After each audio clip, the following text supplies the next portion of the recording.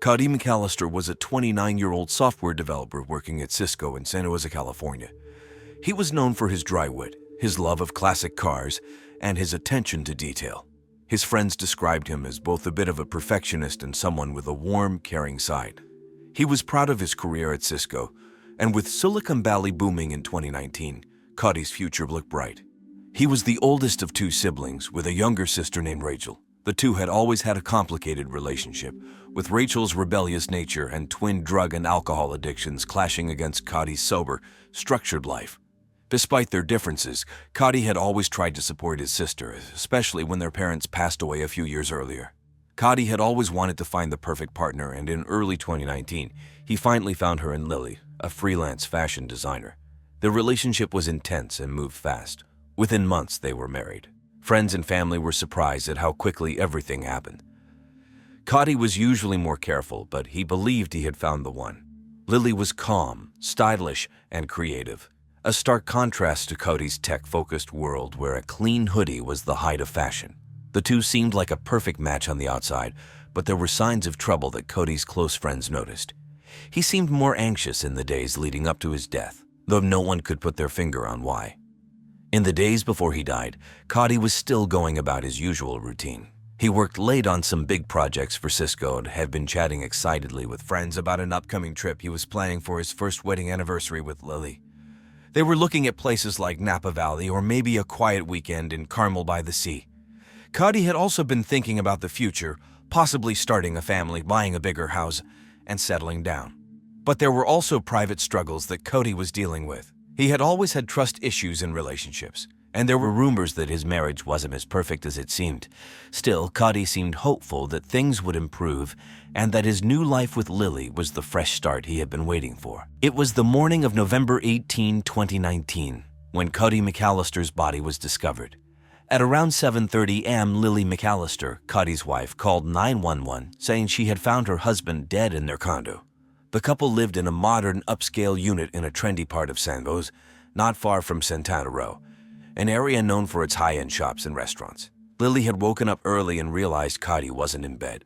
She told police that after searching the apartment, she found him in the laundry room. When Lily found Cody, he was lying on the floor in a pool of blood. His body had multiple stab wounds, with the fatal blow being to his chest. His arms were limp at his sides and cut up, and the laundry room was in disarray, with clothes scattered around, signaling a violent struggle had taken place. The washer and dryer, both high-end models, were splattered with blood and smelled like old meat rather than clean clothes. Lily was described as calm when she spoke to the 911 operator, though she sounded shaky at times, clearly in shock from what she had found. The first responders arrived within minutes of the call. Officer Mark Tran was the first on the scene, followed closely by his partner, Officer Emily Reyes. They quickly secured the area and began checking for signs of life. Unfortunately, Cody was already cold to the touch. Lily was taken outside and questioned briefly by Officer Reyes, who noted that while Lily appeared upset, she wasn't crying and seemed distant. The officers then called for backup, and the crime scene investigation team arrived shortly after. Neighbors later told reporters that they hadn't heard anything unusual that morning. The walls in the condo building were thick, and it wasn't uncommon for city noise to drown out the sounds from nearby apartments. The couple was relatively new to the building, so no one knew them well, but most described Cody as polite and quiet. They hadn't seen much of Lily, but one neighbor, an older woman who lived across the hall, said she had seen her at the grocery store just the day before. By the time detectives arrived, the building was cordoned off with yellow police tape, and the investigation was in full swing. Cody's body was taken to the coroner's office, and Lily was brought in for questioning. No one could have guessed at the secrets that were about to come to light. The San Jose Police Department arrived swiftly after Lily McAllister's 911 call on the morning of November 18, 2019. Detectives James O'Brien and Lisa Chang, both veterans with the department, were assigned to the case. O'Brien was known for his methodical approach and no-nonsense attitude, while Chang had a reputation for being sharp and detail-oriented. Together, they walked into the upscale condo, ready to piece together what had happened to Cody McAllister. The crime scene was gruesome. The laundry room was small, with Cody's body lying near the door, face up, surrounded by a large pool of blood. Clothes were scattered everywhere. Socks, shirts, and towels were tossed haphazardly on the floor, some of them soaked in blood. It was clear there had been a struggle. A bloody steak knife, likely the murder weapon, was found a few feet away from Codie's body. It had a black ergonomic handle, common in many households, but now stained with clotted blood. The detectives noted the washer and dryer, both covered in spatter, and a few bloody handprints on the doorframe, indicating Cody had likely tried to defend himself. Detective Chang immediately began cataloging evidence. She directed the forensic team to take samples of the blood, check for fingerprints, and look for any signs of forced entry. The laundry room wasn't particularly large, so it didn't take long for the investigators to collect evidence. They used special blue lights to search for additional traces of blood in other parts of the house, but it seemed the attack had been confined to the laundry room. Outside, officers canvassed the neighborhood, asking residents if they had heard or seen anything suspicious, but no significant leads emerged. O'Brien focused on the timeline. The couple had been married for less than a year, and according to Lily, everything had seemed fine. However, the signs of a violent argument were impossible to ignore. There were no signs of a break-in, which suggested that Cody had possibly known his attacker. As they pieced together the evidence, the detectives began to consider the possibility of a domestic dispute gone horribly wrong. The medical examiner later confirmed that Cody had been stabbed 3 times, with the fatal wound being a deep cut to his chest, severing his aorta. The coroner's report indicated that Cody likely died within minutes of the attack. Meanwhile, the detectives continued to search the rest of the condo for more clues, but nothing else seemed out of place. The scene, while chaotic, appeared personal. This definitely wasn't a random attack. The first suspect police turned to was Codie's wife, Lily McAllister, who had made the 911 call reporting the murder. At 32, Lily worked as a freelance fashion designer and had built a modest reputation in the local creative scene for her bold and unique designs. Her quiet, enigmatic personality drew people in, but many who knew her said she kept much of her personal life private. She had met Cody just over a year before, and their relationship had moved quickly to marriage, surprising some of their friends. During her initial interrogation on November 18, 2019, Lily appeared calm but visibly shaken. She told detectives that she had found Codie's body after returning from a quick morning walk. She claimed their marriage had been mostly happy, though she admitted they had their share of arguments, especially recently. As Detective O'Brien questioned her, Lily became more emotional, but her story remained consistent. She repeatedly stated that she had no idea who could have done this to Cody. The detectives, however, couldn't ignore some red flags. For one, there were no signs of forced entry into the condo, which meant the killer was likely someone Cody knew. Lily also had some bruises on her arms and a small cut on her hand. When asked about them, she said they were from an unrelated accident the day before, but the explanation seemed vague. O'Brien, who had a naturally suspicious personality, found her demeanor odd, especially given the violent nature of the crime.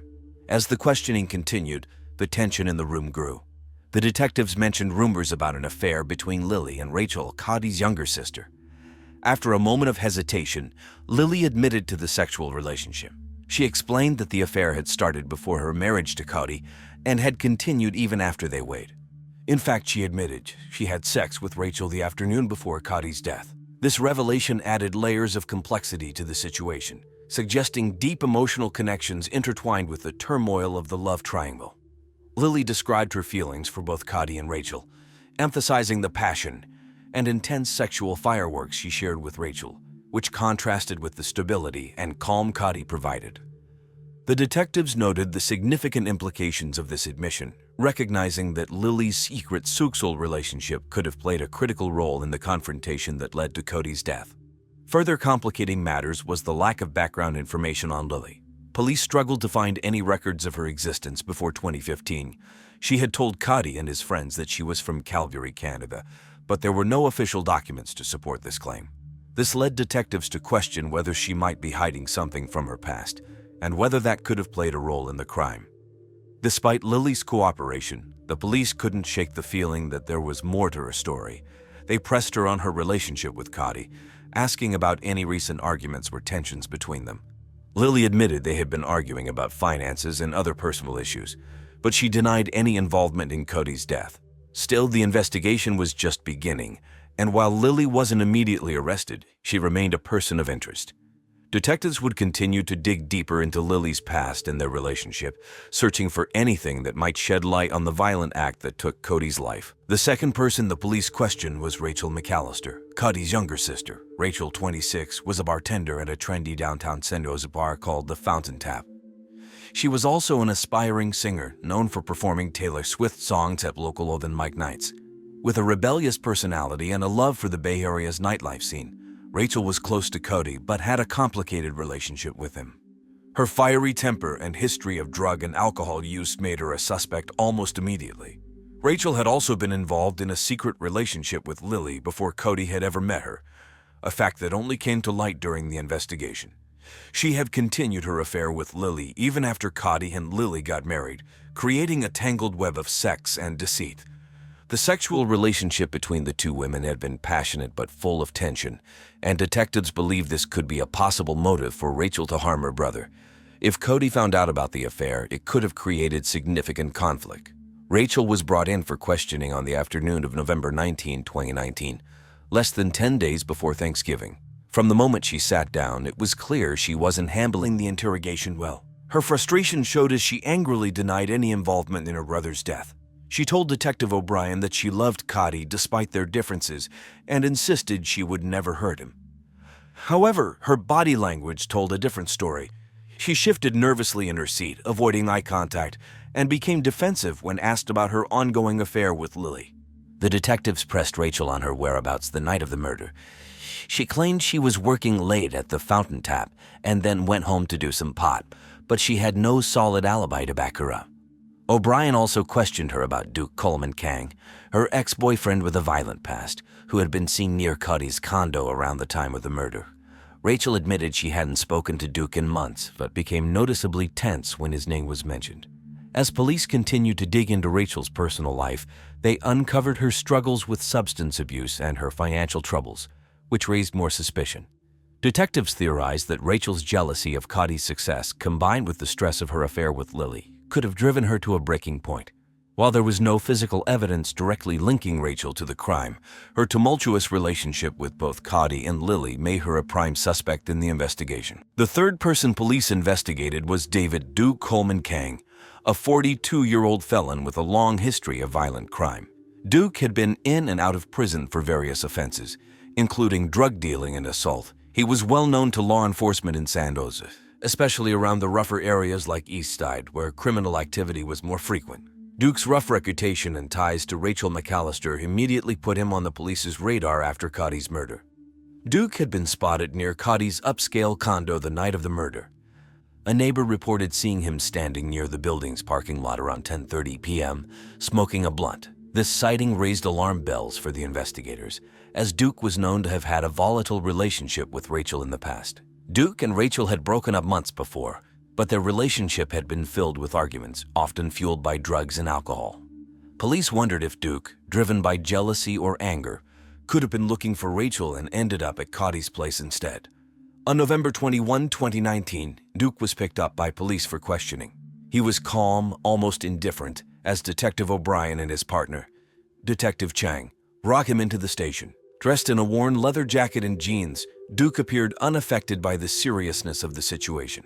When asked about his presence near Cody's building the night of the murder, Duke claimed he was in the area to sexually menace a guy about unpaid drug payments, which he said never happened. He insisted he had nothing to do with Cody's death and claimed he barely knew Cody at all. Duke's criminal record, however, made the detectives suspicious. His involvement in drug-related activities and his connection to Rachel created a possible motive. Could Duke have been looking to settle a score or intimidate someone? And things went horribly wrong. Police pressed him hard on whether his presence was related to Rachel or if there had been a confrontation that led to Cody's death. Duke denied it all, maintaining that he hadn't even gone inside the building that night. Despite Duke's criminal past, police had no solid evidence tying him to the crime. His alibi, though flimsy, wasn't easy to disprove. There were no signs that Duke had entered the condo or been involved in the violent altercation that led to Cody's death.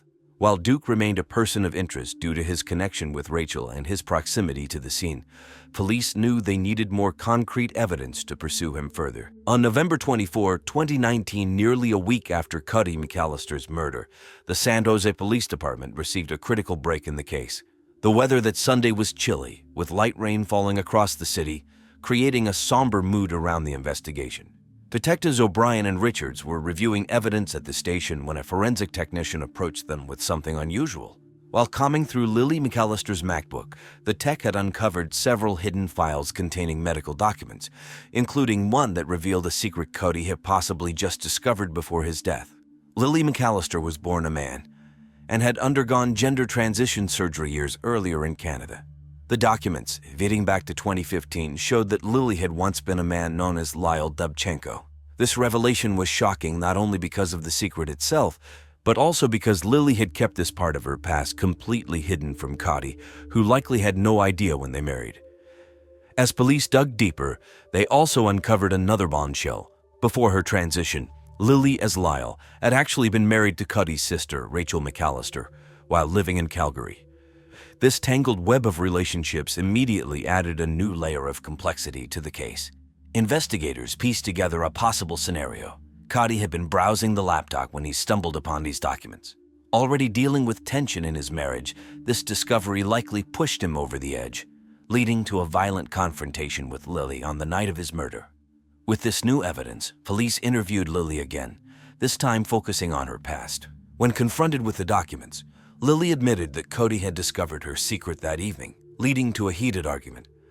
But according to Lily, while Cody was furious and felt utterly betrayed, not only because she had kept her transition hidden, but also because of her previous marriage to his sister, the argument did not turn violent.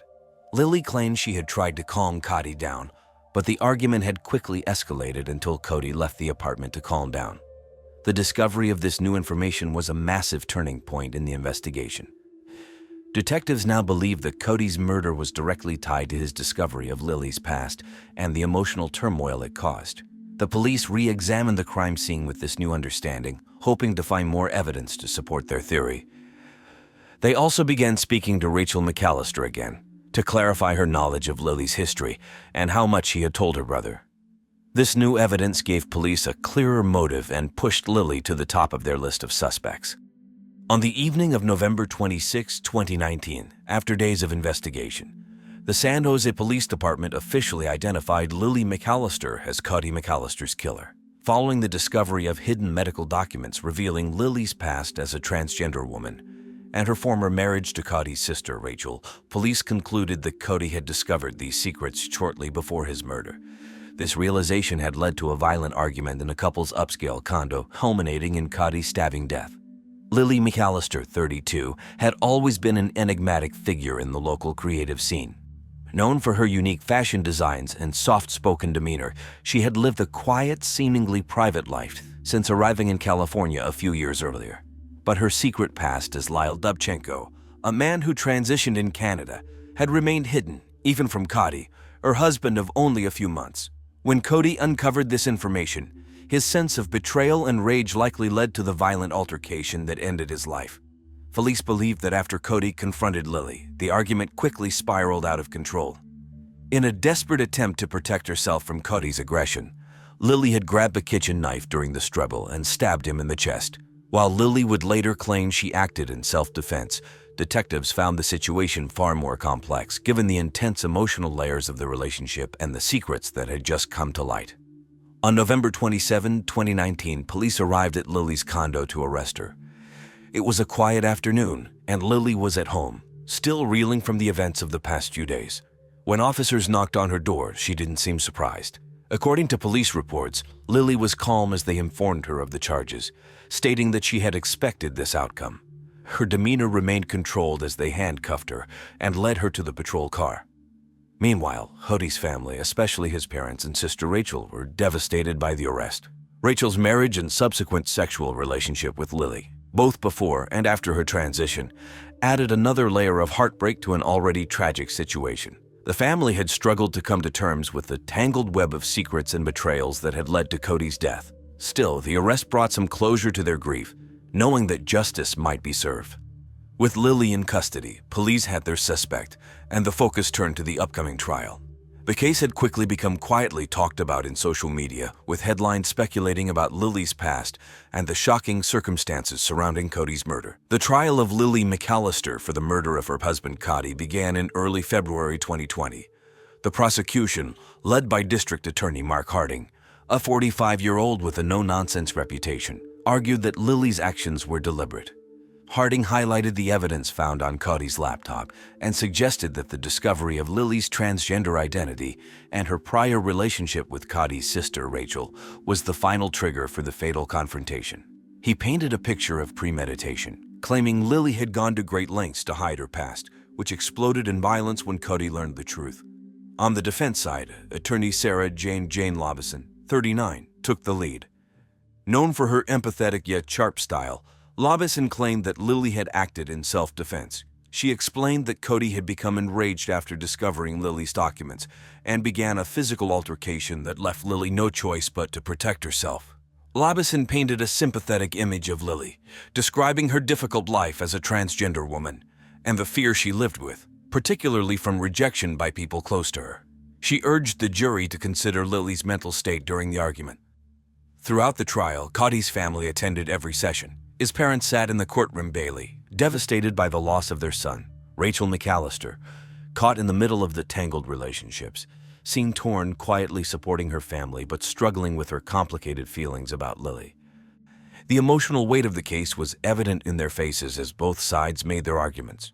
After 3 weeks of testimony, the jury deliberated for 2 days. In the end, Lily was convicted of second-degree murder. The judge sentenced her to 20 years in prison, a decision that some of Cody's family felt was too lenient, given the tragic loss of his life.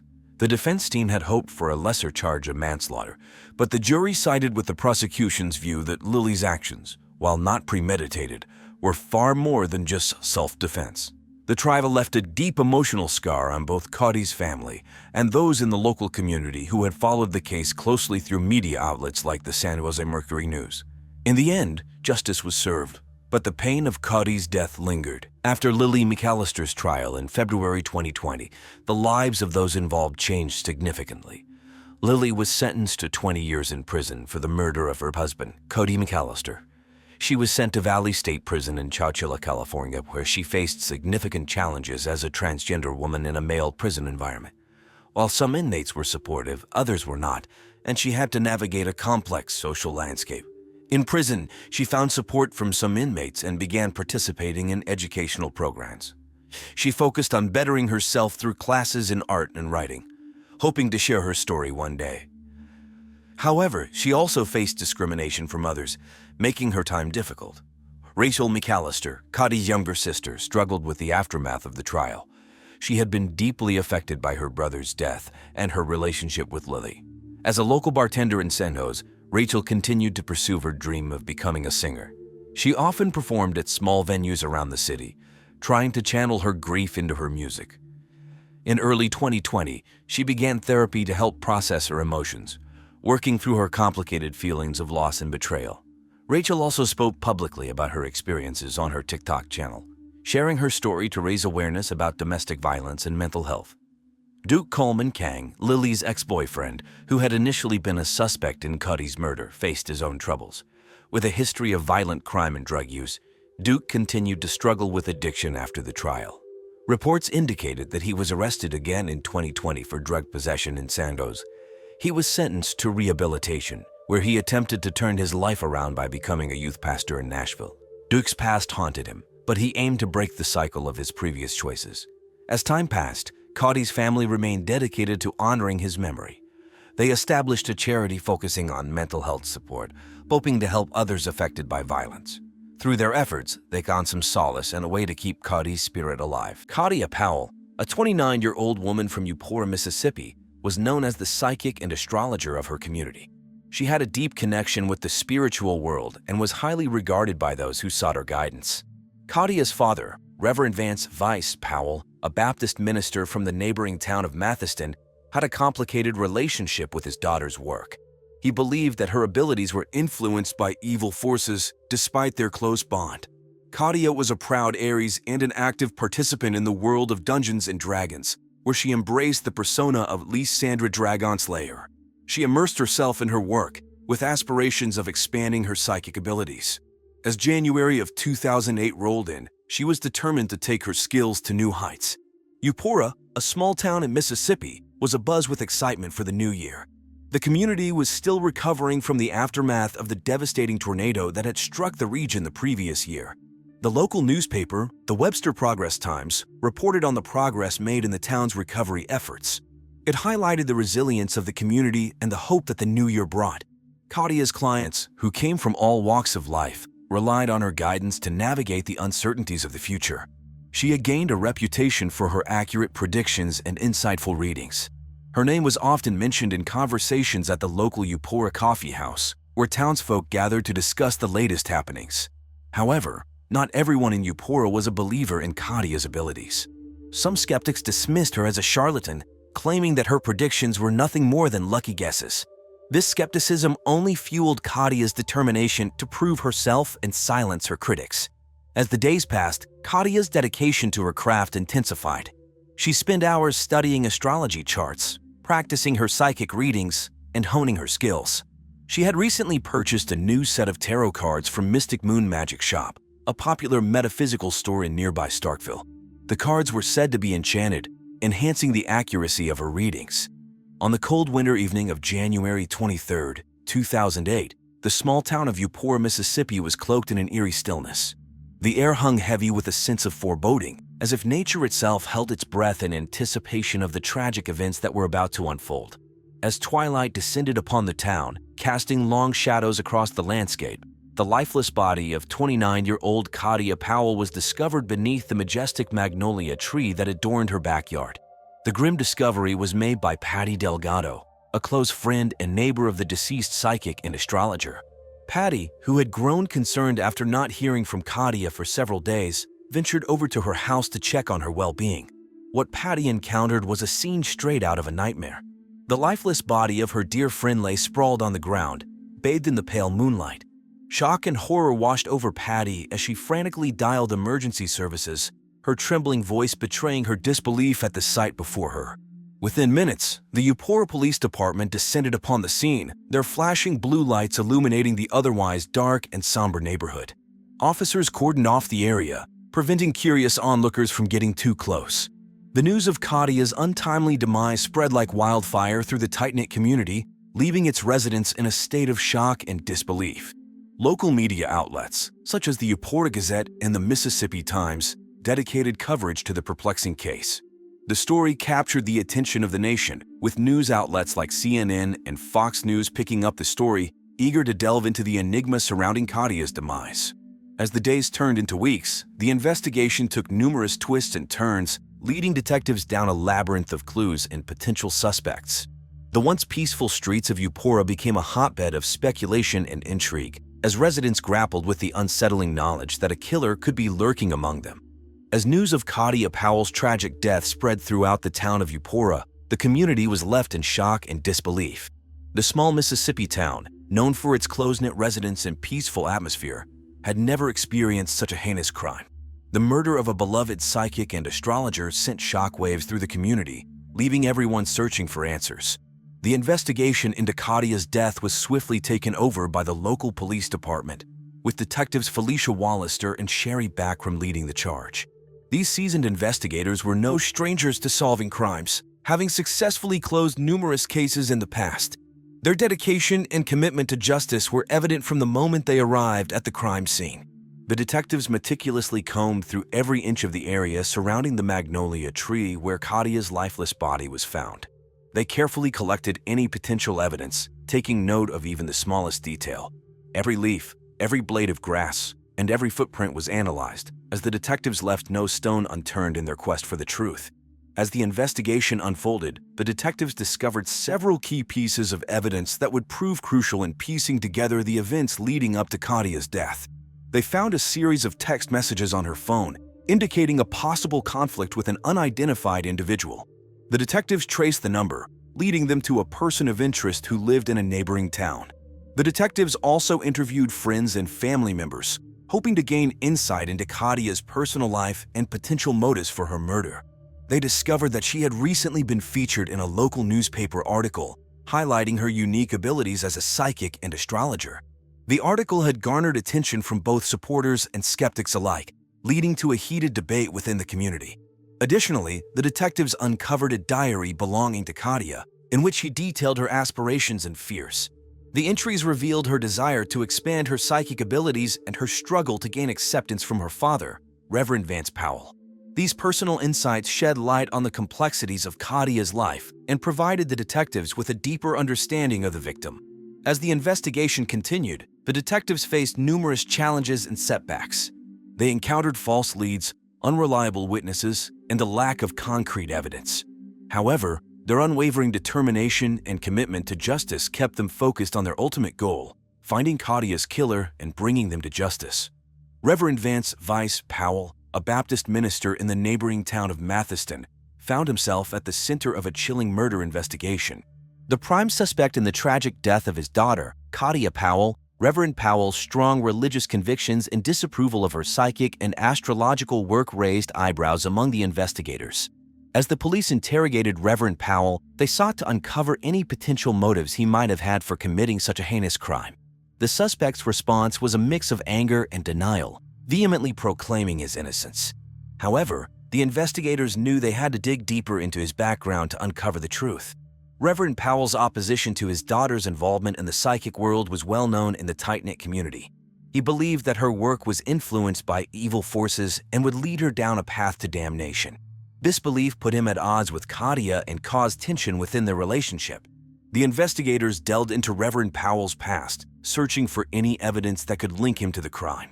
They discovered that he had a reputation for being a strict and controlling father, often clashing with Kadia over her choices in life. The tension between them had escalated in the months leading up to her death, as Kadia had expressed her desire to expand her psychic abilities.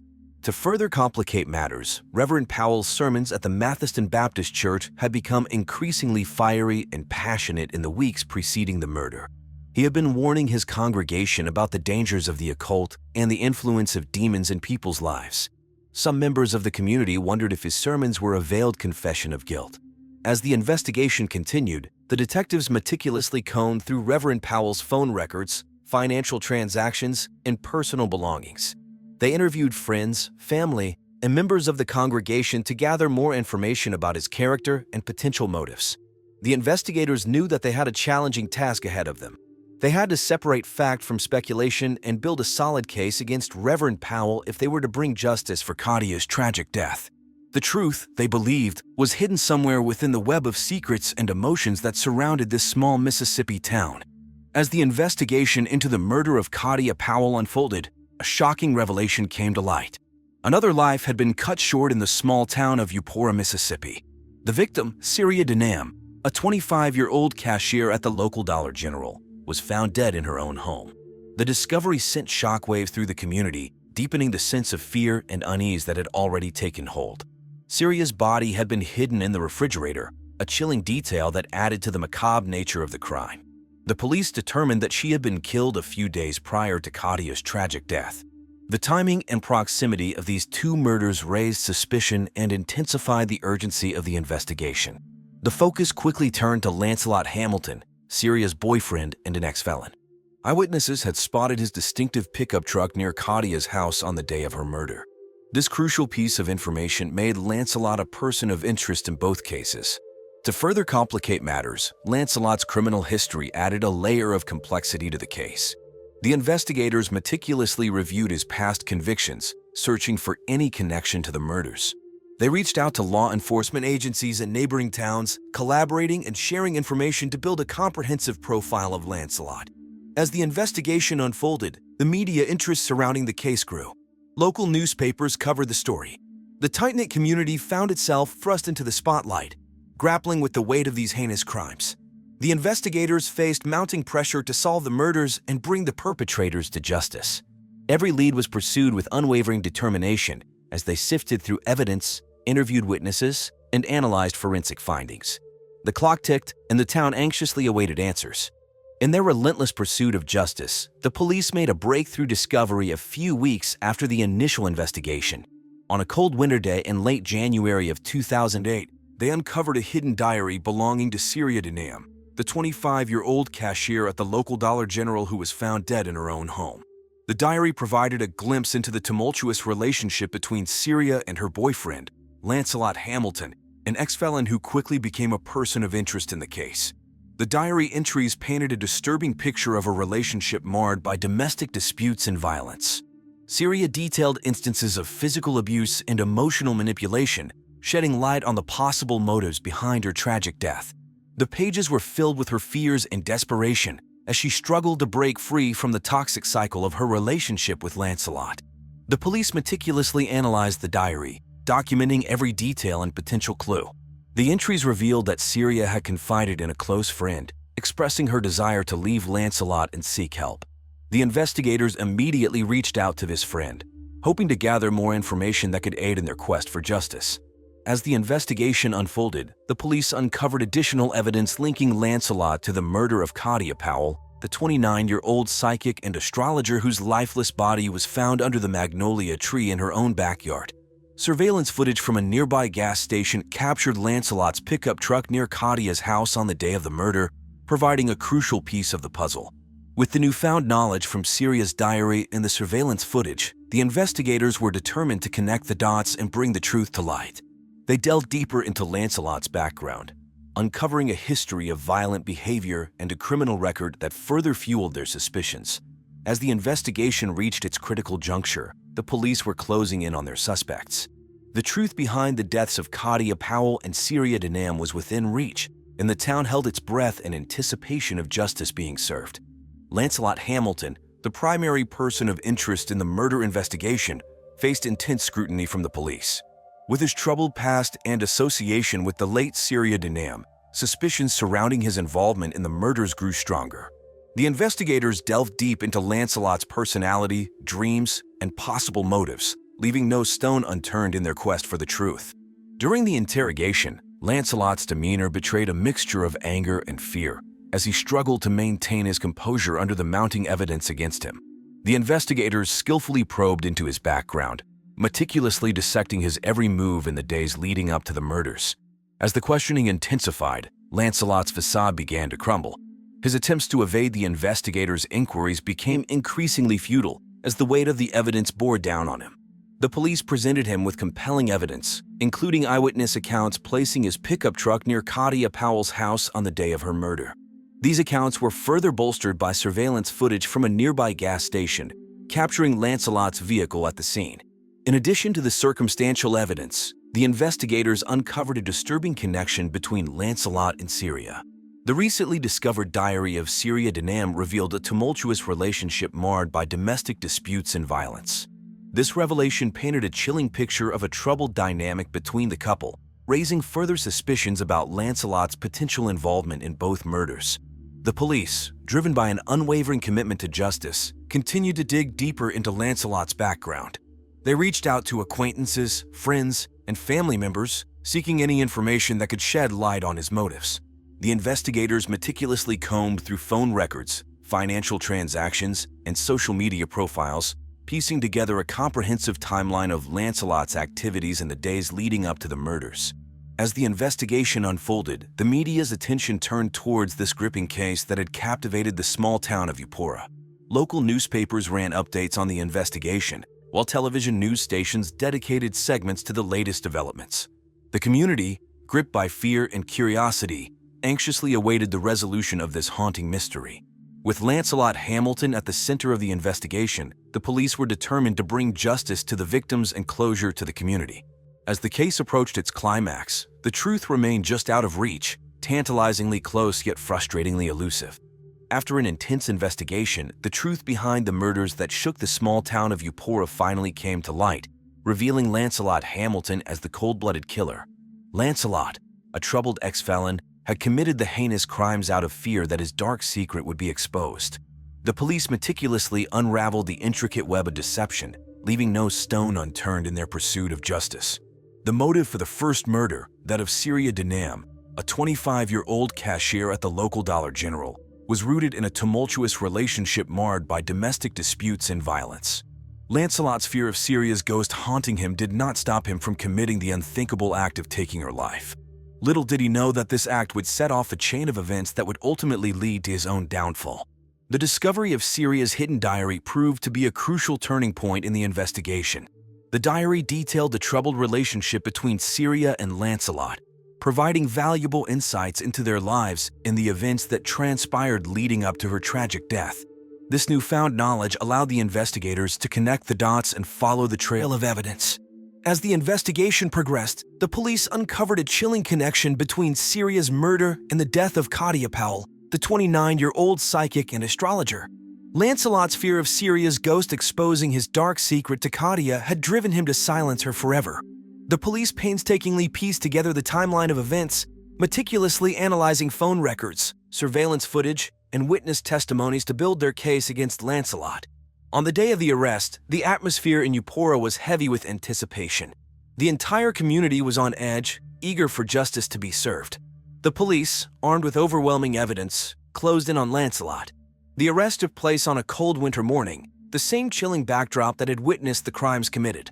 As the handcuffs clicked shut, a collective sigh of relief swept through the town. The arrest of Lancelot Hamilton sent shockwaves through the community, leaving Kadia's family devastated and the townspeople grappling with the horrifying reality that such evil could exist in their midst. The media frenzy that followed was unprecedented, with news outlets from across the state covering the shocking details of the case.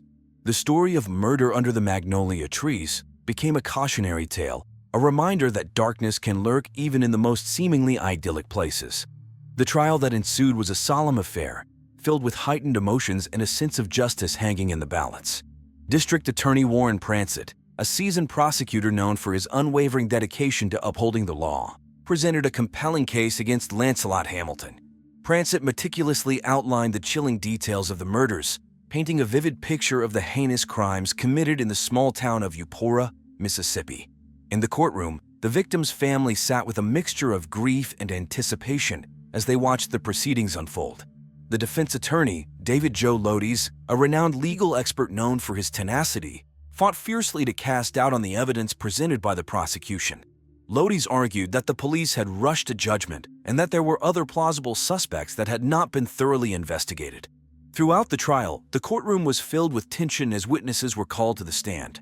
Friends and acquaintances of both victims bravely took the stand, recounting their interactions with Lancelot Hamilton and the victims in the months leading up to their deaths.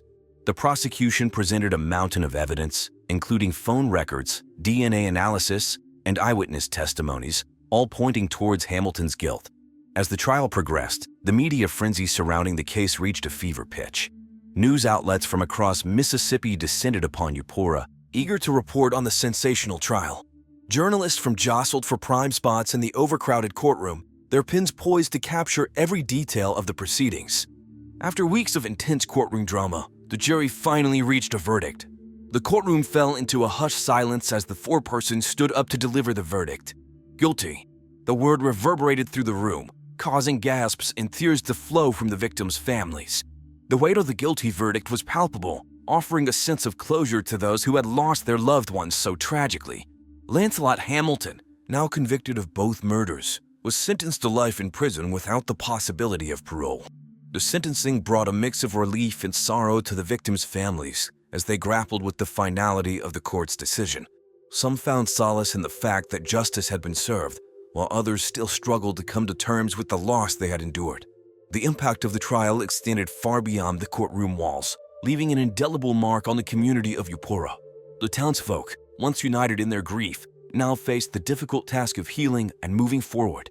After the conclusion of the trial, the individuals involved in the murder under the magnolia trees case embarked on their own journeys of healing and moving forward. Reverend Vivance Powell, Kadia's father, grappled with the guilt and remorse of his strained relationship with his daughter. He sought solace in his faith, finding comfort in the support of his congregation and the prayers of the community. Reverend Powell dedicated himself to spreading a message of love and forgiveness, hoping to prevent similar tragedies from occurring in the future. Meanwhile, the police investigators, Detectives Felicia Wallister and Sherry Backram, continued their tireless pursuit of justice in other cases. They remain committed to protecting the community, tirelessly working to solve crimes and bring closure to victims and their families. Their dedication and meticulous approach earned them accolades from their colleagues and the respect of the community. Kadia's family and friends found solace in each other, supporting one another through the difficult process of grieving and healing. They held a memorial service to honor Kadia's memory, inviting friends, family, and community members to celebrate her life. The service was a somber yet uplifting event, filled with heartfelt speeches, music, and shared memories. The community came together, offering their condolences and support to Kadia's loved ones. In the wider community of Eupora, Mississippi, the impact of the case was profound. The tragic events had shaken the town to its core, leaving a lasting imprint on its residents. The local newspaper, the Eupora Times, dedicated several articles to the case, documenting the investigation, trial, and the aftermath. The case also garnered attention from regional news outlets, with television stations like WDVA and WAPT covering the trial proceedings. As the town slowly began to heal, the community rallied together, organizing events and initiatives to promote healing and unity. Local businesses, such as the Magnolia Diner and the Eupora Flower Shop, offered their services in support to the victims' families. The tragedy had brought the community closer, fostering a sense of resilience and solidarity.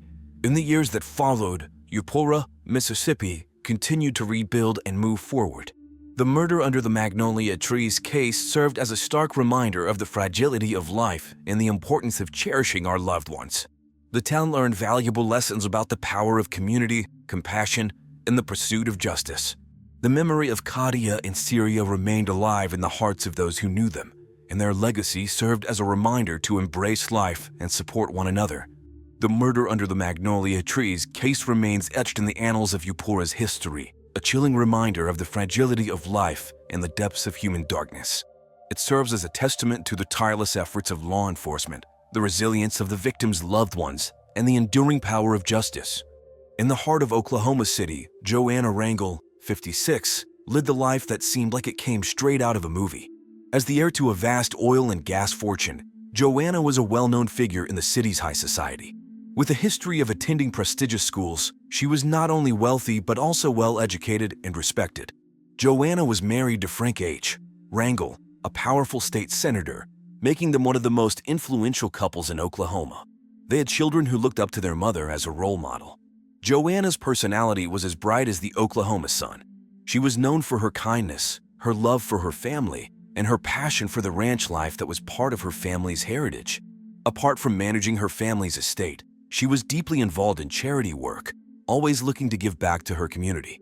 In the days leading up to her untimely death in January 2000, Joanna was full of dreams and plans. With the new millennium, the world buzzed with excitement and people everywhere were talking about the Y2K bug scare that turned out to be a false alarm. Amidst this, Joanna was planning to rejuvenate her appearance with a facelift. She hoped this would help her step confidently into the new decade, continuing her public and private duties with renewed vigor. Little did anyone know, this decision would lead to a tragic turn of events that would shock the community and leave a lasting impact on her family and friends. On the morning of January 15, 2000, Oklahoma City was draped in a blanket of gray clouds, setting a somber mood across the town. It was on this chilly winter day that the unexpected tragedy of Joanna Wrangle unfolded within the sterile walls of a renowned private clinic, a place where the elite of Oklahoma City often turned to in pursuit of perfection. Joanna, a prominent figure in the city's social circles, had scheduled a facelift surgery, aiming to start the new millennium with renewed confidence. However, what was supposed to be a routine procedure turned fatal. Joanna's life came to an abrupt end on the operating table, leaving behind a wave of disbelief and sorrow. The grim discovery was made by the surgical team itself, led by Dr. Jonathan Humston, the clinic's top surgeon. The atmosphere in the operating room shifted from professional calm to chaotic distress as the team realized Joanna could not be revived. Among them was Angie Niles, a young nurse who found herself in a situation no medical professional ever hopes to face. Despite their extensive training, nothing could have prepared them for the shock and immediate grief of losing a patient in such circumstances. Word of Joanna's death quickly spread beyond the clinic's walls, casting a shadow over the city. The community, still buzzing from the recent New Year's celebrations and the global sigh of relief that the Y2K bug had been a non-event, was now mourning the loss of one of its most beloved figures. Joanna's death, occurring in a place where she sought to enhance her beauty, added a tragic irony to her passing and left the city in search of answers. Shortly after the tragic news of Joanna Wrangle's death during surgery broke out on that overcast January morning in 2000, Oklahoma City police swiftly arrived at the private clinic. The clinic, known for its exclusive clientele and top-notch services, had suddenly become the center of a grim investigation. Leading the investigation were Detective Mickey Larson and his partner, Detective Sarah Gumbert. Both were experienced officers, but the nature of this case was unlike any they had encountered before. The crime scene was not what they typically faced. There were no signs of a struggle or violence. Instead, they stepped into a high-tech operating room, where the only evidence of something gone wrong was the medical equipment and the lifeless body of Joanna Wrangle. Detective Larson, known for his methodical approach, immediately began documenting the scene, taking notes on everything from the arrangement of surgical tools to the settings on the medical monitors. Detective Gumbert, on the other hand, focused on interviewing the shocked staff, trying to piece together the timeline of events. Their objective was clear: to understand how a routine cosmetic surgery could turn fatal. The police collected various items for analysis, including syringes, vials of medication, and the records of the anesthesia machine. Every piece of evidence was handled with care, knowing that any could hold the key to unraveling the mystery of Joanna's death. As news vans from local stations like K4 and KWEV crowded the clinic's parking lot, the police continued their meticulous work inside. The investigation into Joanna Wrangle's death promised to be a high-profile case, with every detail scrutinized by both the authorities and the public. In the wake of Joanna Wrangle's unexpected death, the focus of the Oklahoma City police investigation quickly turned to Dr. Jonathan Humston, age 48. As the surgeon who performed Joanna's facelift, Dr. Humston was at the center of the tragic event. Known as Oklahoma City's premier plastic surgeon, he was a familiar face in the same high society circles as Joanna. However, rumors had been swirling about his struggles with alcohol, casting a shadow over his professional reputation. Dr. Humston's background was impressive. He had attended some of the most prestigious medical schools in the country and had built a successful practice in Oklahoma City. His dreams were as big as his achievements. He aspired to be recognized as one of the best plastic surgeons nationwide. But beneath the surface of his professional success, there were whispers about the pressure he faced and how it might have led him to seek solace in alcohol. When Detectives Larson and Gumbert sat down with Dr. Humston for questioning, they encountered a man who was both defensive and visibly stressed. He insisted that Joanna's surgery was routine and that he had performed similar procedures countless times without issue. Yet, his demeanor fluctuated wildly during the interrogation, swinging from anger to moments of profound silence, as if he was grappling with the weight of the situation. The police were keen to understand every detail of the surgery, from the preparation to the moment things took a tragic turn. They questioned Dr. Humston about his actions and decisions in the operating room, looking for any signs of negligence or malpractice. The interrogation was thorough, leaving no stone unturned, as the detectives aimed to piece together how a procedure meant to bring joy ended in sorrow. As the investigation continued, the story of Joanna Wrangle's death began to capture the attention of the entire city. Local newspapers and TV stations were filled with updates and speculations about the case. This tragedy had struck a chord, reminding everyone of the fragility of life. As the investigation into Joanna Wrangle's death unfolded, the spotlight shifted to Frank H. Wrangle, Joanna's husband, who was 59 years old. Frank was a state senator, well-known and respected in government circles. His marriage to Joanna had united two powerful families, making them a prominent couple in Oklahoma City. Despite his influential position, rumors of financial difficulties and a secret affair began to surface, adding complexity to the case. Frank Wrangle was a man of ambition, dreaming of leaving a lasting legacy in Oklahoma politics. However, his personal life was not as straightforward as his public persona suggested. The police were curious about any motives Frank might have had, considering the whispers about his extramarital relationship and potential financial gains from Joanna's untimely death. When Detectives Larson and Gumbert interviewed Frank, they encountered a man who projected calm and grief over the loss of his wife. He spoke of Joanna with respect and affection, denying any involvement in her death. Frank's demeanor during the interrogation was composed, even as the detectives probed into sensitive areas of his personal and financial life. He insisted that his marriage, despite any rumors, was strong and that he had no reason to wish harm upon Joanna. The detectives were meticulous in their questioning, aware that the dynamics of the Wrangle family could hold clues to the mystery. They examined Frank's alibi, financial records, and his interactions with Joanna leading up to the surgery. The investigation was thorough, leaving no aspect of Frank's life unexplored. The case garnered media attention, and the intrigue of a high-profile investigation, combined with the drama of personal and political scandals, captivated the city. In a time when the world was celebrating the start of a new millennium, the tragic death of Joanna Wrangle added a somber note to the year's beginning. On a brisk January afternoon, a week after the tragic death of Joanna Wrangle, Oklahoma City police made a significant breakthrough in the case. New evidence emerged that would pivot the direction of their investigation. During a meticulous review of the clinic's security footage, detectives spotted something alarming. Angie Niles, a young nurse who was part of the surgical team, was captured on camera tampering with medical supplies the night before Joanna's procedure. The weather outside mirrored the chill of the revelation as a cold front had swept through Oklahoma City, leaving streets slick with ice. Inside the warm confines of the police station, Detectives Larson and Gumbert watched the footage repeatedly, their seasoned eyes catching the subtle but deliberate actions of Angie. This discovery raised a multitude of questions about her involvement and motives. Armed with this new evidence, the detectives wasted no time. They revisited the clinic, this time focusing on gathering any physical proof that could link the tampered supplies to Joanna's surgery.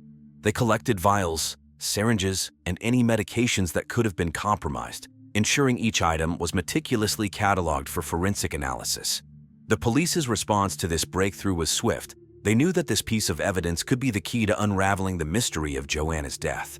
The community, still reeling from the shock of losing one of its most beloved figures, followed the developments closely. Local news outlets were quick to report on the police's findings, adding another layer of intrigue to the high-profile case. In a city that had just celebrated the dawn of the new millennium with optimism and joy, the turn of events in Joanna Wrangle's case served as a stark reminder of the unpredictability of life. As the investigation continued, the police were determined to piece together the puzzle, driven by the evidence that had unexpectedly come to light. With the investigation taking a dramatic turn, the focus shifted to Angie Niles, a 23-year-old nurse at the clinic and a new, critical suspect in Joanna Wrangle's death. Angie, who had been captured on the clinic's security footage tampering with medical supplies, suddenly found herself at the center of the police's attention. Known as Frank Wrangle's mistress and a key figure in the clinic, Angie's involvement painted a complex picture of personal and professional entanglements. Angie had dreams of moving up in the world, seeing her relationship with Frank as a ticket out of her current life. Her aspirations, however, were now overshadowed by the serious allegations against her. When detectives Larson and Gumbert brought Angie in for questioning, they encountered a young woman whose demeanor oscillated between nervousness and defiance. Her initial calmness gave way to moments of anger as the interrogation intensified, revealing the pressure she was under. The detectives probed Angie about her actions on the night before the surgery, her relationship with Frank, and her presence during the fatal procedure. They were keen to understand her motives, questioning whether jealousy, ambition, or coercion played a role in her actions. Angie's responses were evasive at first, but as the evidence mounted, the facade began to crack, suggesting that there was more to her involvement than initially appeared. As the news of Angie's interrogation spread, the community was abuzz with speculation. Local media, including stations like KWTV and the Oklahoma Gazette, closely followed the developments, providing updates that kept the city on edge. In a time when Oklahoma City was still basking in the optimism of the new millennium, the case of Joanna Wrangle introduced a narrative filled with intrigue and betrayal, capturing the attention of a community grappling with the unfolding drama. The investigation into Angie Niles added a new layer of complexity to the case, as detectives worked tirelessly to piece together the events leading to Joanna's tragic death. With each new revelation, the city watched, waiting for justice to be served in a case that had touched the hearts of many. As the investigation into Joanna Wrangle's tragic death deepened, all clues began pointing towards Angie Niles, the 23-year-old nurse and the mistress of Frank Wrangle. The evidence, particularly the security footage of Angie tampering with the medical supplies, was damning. It became clear that Angie, driven by a mix of personal ambition and influence from Frank, played a pivotal role in the events leading to Joanna's death. Angie's dreams of a future with Frank, away from the shadows of his marriage to Joanna, had morphed into a sinister plot. Under the guise of a routine facelift procedure, Angie manipulated the medical supplies, leading to fatal complications during Joanna's surgery. The police, after gathering all necessary evidence and corroborating the sequence of events, moved to make the arrest. On a cold morning in late January, just as the city was beginning to move past the Y2K frenzy and the excitement of the new millennium, Oklahoma City police arrived at Angie's residence. The arrest was swift, capturing Angie by surprise. She had been planning to flee the country with Frank, with tickets booked for a flight to Colombia. However, the police intercepted before their connecting flight to DFW Airport, preventing their escape. Angie's reaction to her arrest was a mix of disbelief and resignation. She had underestimated the extent of the investigation and the evidence against her. Frank, on the other hand, remained silent, his political career and personal life in ruins. The news of the arrest sent shockwaves through Oklahoma City. Local media, including the Oklahoman and News 9, were quick to cover the story, with reporters stationed outside the courthouse and the police station, capturing every moment of the unfolding drama. The community, still reeling from the loss of Joanna, found some solace in the swift action of the police. Joanna's family, devastated by her loss, expressed a cautious relief at the arrests, hopeful for justice in the wake of their unimaginable grief. The trial of Angie Niles, the nurse implicated in the tragic death of Joanna Wrangle, became a focal point for Oklahoma City. As the courtroom drama unfolded, the city watched with bated breath, eager for justice in a case that had gripped the community's heart. The prosecution, led by the determined Amy and Clark, a seasoned attorney known for her tough stance on crime, presented a compelling case against Angie. They outlined how her actions, influenced by her relationship with Frank Wrangle, directly led to Joanna's untimely death. On the defense side, John J. Mercian, a skilled lawyer with a reputation for handling high-profile cases, argued for leniency.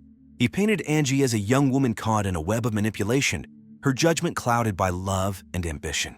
Despite his efforts, the evidence against Angie was overwhelming, leaving little room for doubt about her involvement. The trial was the talk of the town, with daily updates dominating the news. Stations like Coco 5 in the Oklahoman provided extensive coverage, capturing the emotional testimonies in the tense atmosphere in the courtroom. Joanna's family, present throughout the proceedings, displayed a mix of sorrow and hope, clinging to the belief that justice would be served. When the verdict was finally announced, Angie was found guilty, a decision that sent a wave of relief through the courtroom and beyond. She was sentenced to life in prison, a punishment that Joanna's family felt was just, yet they knew no sentence could fill the void left by Joanna's death. The community, while satisfied with the outcome, reflected on the tragedy, pondering the fragile nature of life and the consequences of our choices. The verdict and sentencing closed the chapter on a case that had captivated Oklahoma City, leaving a lasting impact on all involved. As the news of the sentencing spread, discussions about the case continued, with many hoping it would serve as a cautionary tale about the dangers of envy and deceit. In the months following the trial and sentencing of Angie Niles for the tragic death of Joanna Wrangle, Oklahoma City began to heal. The high-profile case that had once dominated conversations at every corner of the city slowly receded into the background, leaving behind a community forever changed by the events. Detectives Mickey Larson and Sarah Gumbert, the officers who had tirelessly worked to bring justice to Joanna, continued their service with the Oklahoma City Police Department.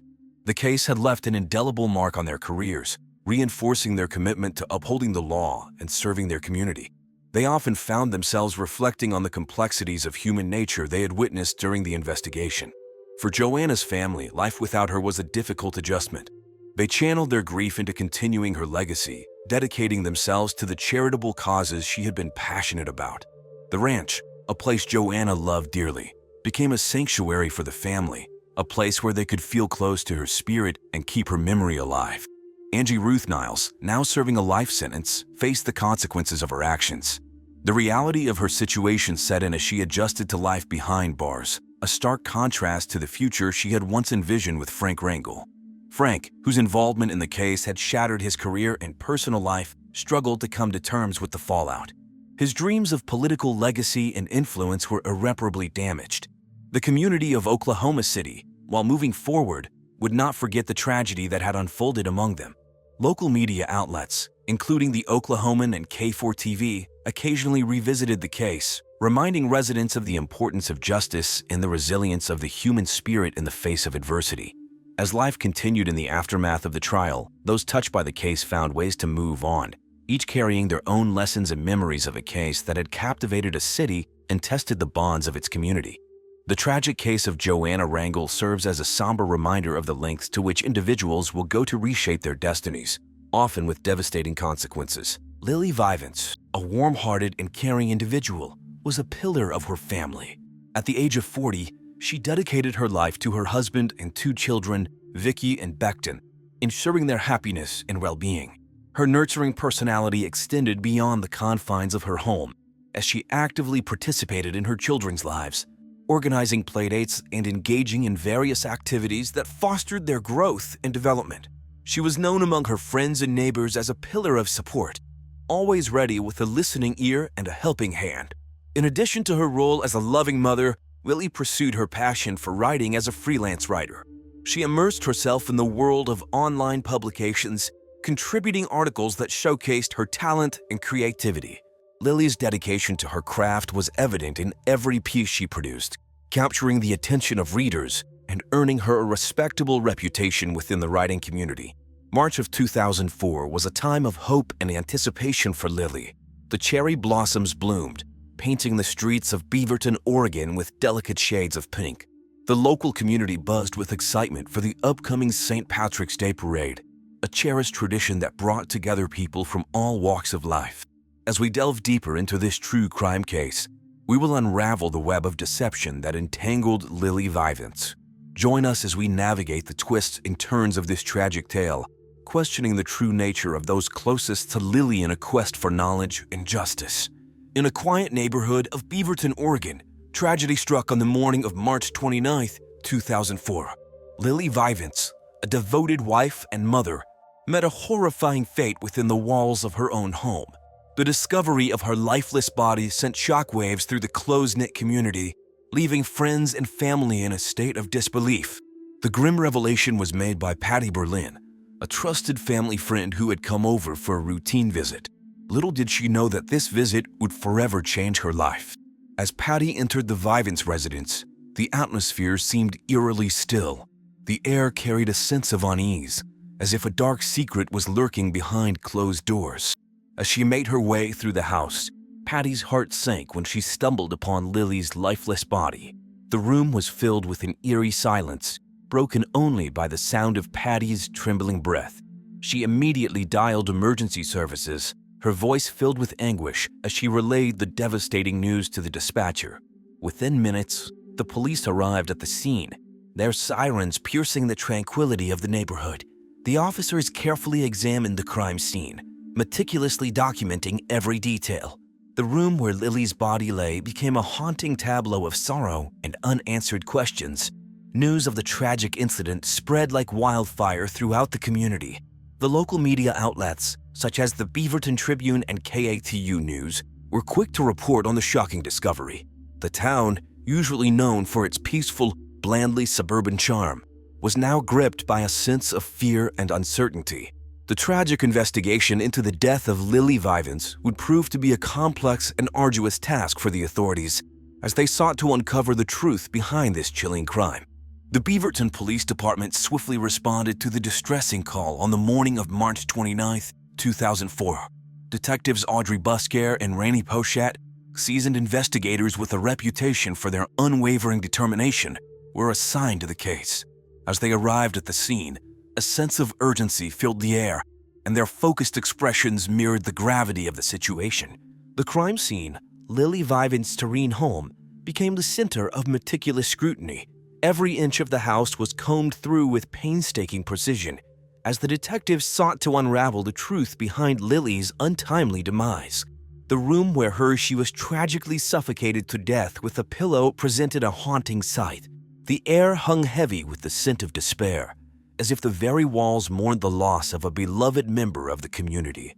Despite the absence of any visible signs of struggle or forced entry, the detectives were determined to leave no stone unturned. They meticulously examined every nook and cranny, searching for even the tiniest clue that could shed light on the chilling mystery. The atmosphere crackled with a mix of suspense and anticipation as the investigators methodically collected evidence, ensuring that no detail was overlooked. The investigation team's efforts were complemented by cutting-edge forensic technology, which brought a new level of precision to the examination of the crime scene. Dusting for fingerprints, analyzing DNA samples, and scouring the area for trace evidence became routine tasks for the forensic experts involved in the case. The room was transformed into a laboratory of truth, where science and logic intertwined in the pursuit of justice. As news of the shocking crime spread, the community of Beaverton united in grief and fear. The local media outlets, such as the Beaverton Gazette and the Oregon Daily News, covered the story extensively, highlighting the impact of the tragedy on the close-knit neighborhood.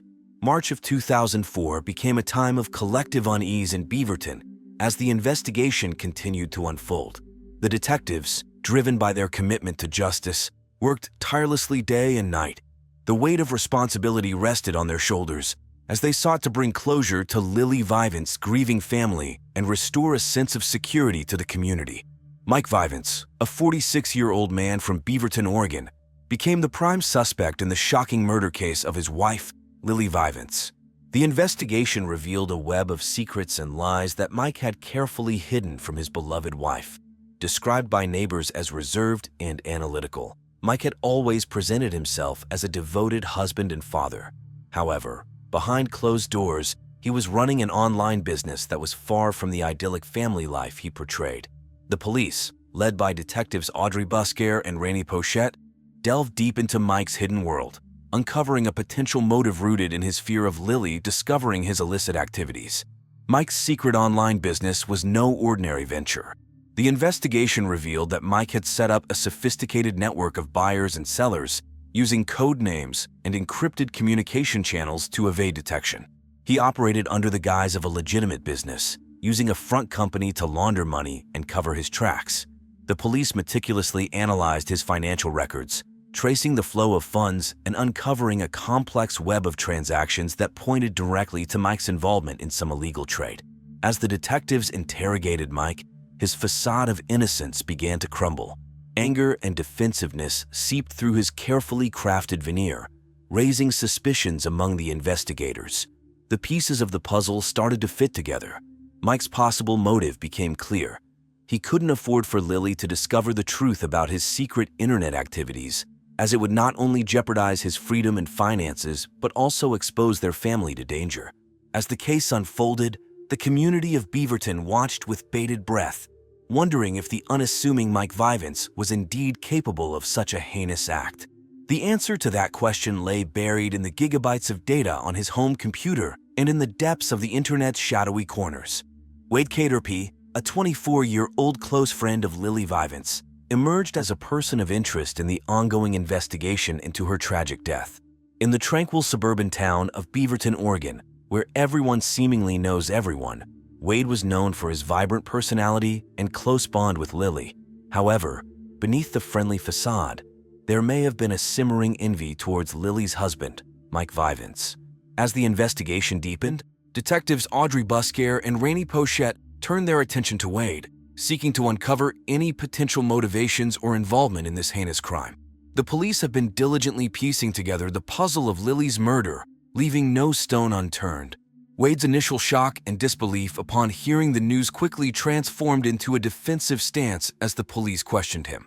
He vehemently denied any wrongdoing, but the detectives remained steadfast in their pursuit of the truth. Their investigation has revealed a series of intriguing details surrounding Wade's relationship with Lily and his potential motive. The authorities uncovered evidence suggesting that Wade may have harbored deep-seated feelings of envy towards Mike Vivance. Friends and acquaintances recall Wade's occasional remarks about Mike's success and the seemingly perfect life he had built with Lily. These feelings of envy, coupled with Wade's close proximity to the couple, have raised suspicions among the investigators. Furthermore, the detectives discovered a series of heated arguments between Wade and Lily in the months leading up to her untimely demise. These arguments centered around Wade's discontent with his own life and his perceived inadequacies when compared to Mike. The police explored whether these arguments could have escalated into something far more sinister. As the investigation progresses, the detectives left no stone unturned. They were meticulously analyzing phone records, interviewing potential witnesses, and scrutinizing Wade's alibi during the time of the crime. The detectives are also examining Wade's online presence, searching for any clues that may shed light on his potential involvement. As the investigation into Lily Vivance's tragic murder unfolded, the police were met with a breakthrough that would send shockwaves through the community. On a rainy afternoon in Beaverton, Oregon, a passerby stumbled upon a hidden compartment in Mike Vivance's home office, unearthing a dark secret that would expose the true nature of his sinister activities. Inside the hidden compartment, the police discovered a trove of incriminating documents and records that revealed the extent of Mike's involvement in a clandestine online business. It was revealed that Mike was the owner-operator of a website known as Live Girls Now, which operated as an international online slave market for women and girls. The evidence collected painted a chilling picture of the operation. Detailed records showed the names, ages, and personal information of hundreds of victims, each one a tragic casualty of this heinous crime. The website had been operating for 5 years, exploiting vulnerable individuals and perpetuating a cycle of abuse, suffering, and slavery. The police wasted no time in seizing the evidence, meticulously documenting each piece to build a solid case against Mike Vivance. They worked tirelessly, cross-referencing the information with missing person reports and collaborating with law enforcement agencies across the globe to identify and rescue the victims involved. As news of the investigation spread, shockwaves rippled through the community, leaving residents in disbelief that such a dark operation could have been operating right under their noses. The case garnered significant media attention, with local news outlets shining a spotlight on the chilling crimes committed by Mike Vivance.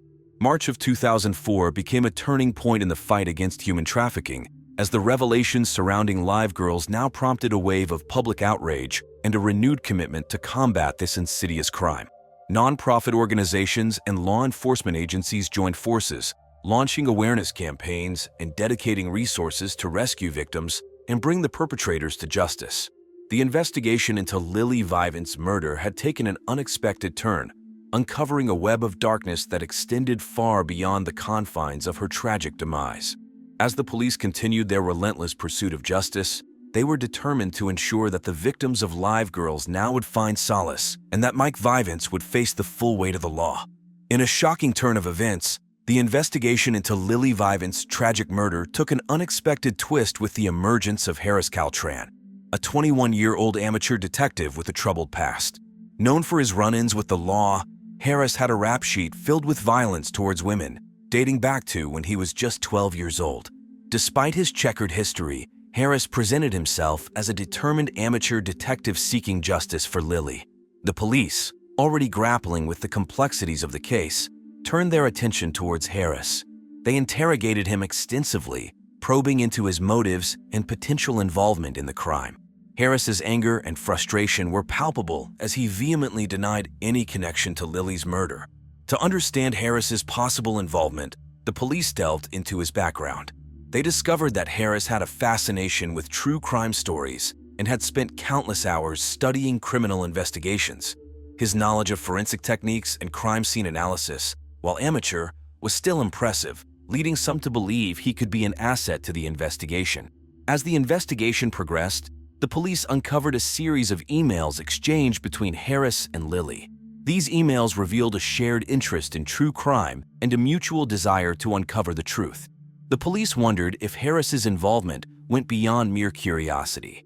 To further complicate matters, Harris had recently been involved in a local dispute with a group of individuals who were known to be involved in criminal activities. The police explored the possibility of a connection between this dispute and Lily's murder, but the evidence remained circumstantial at best. With the investigation still ongoing, the police were left with more questions than answers. Was Harris a genuine crusader for justice, or was he hiding a dark secret? Only time would tell.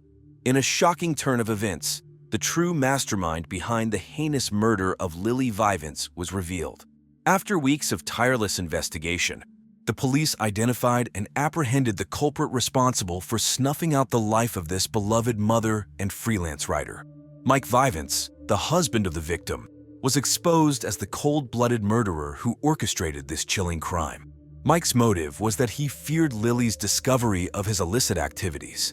The discovery of his secret online business, Live Girls Now, shed light on his sinister motives.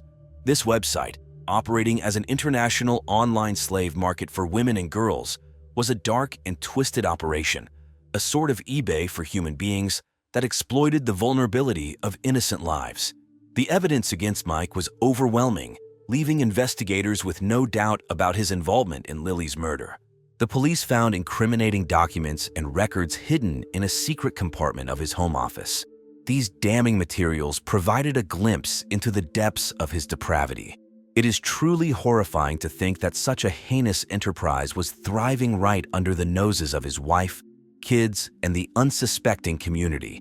The police swiftly apprehended Mike Vivance, bringing an end to his reign of terror.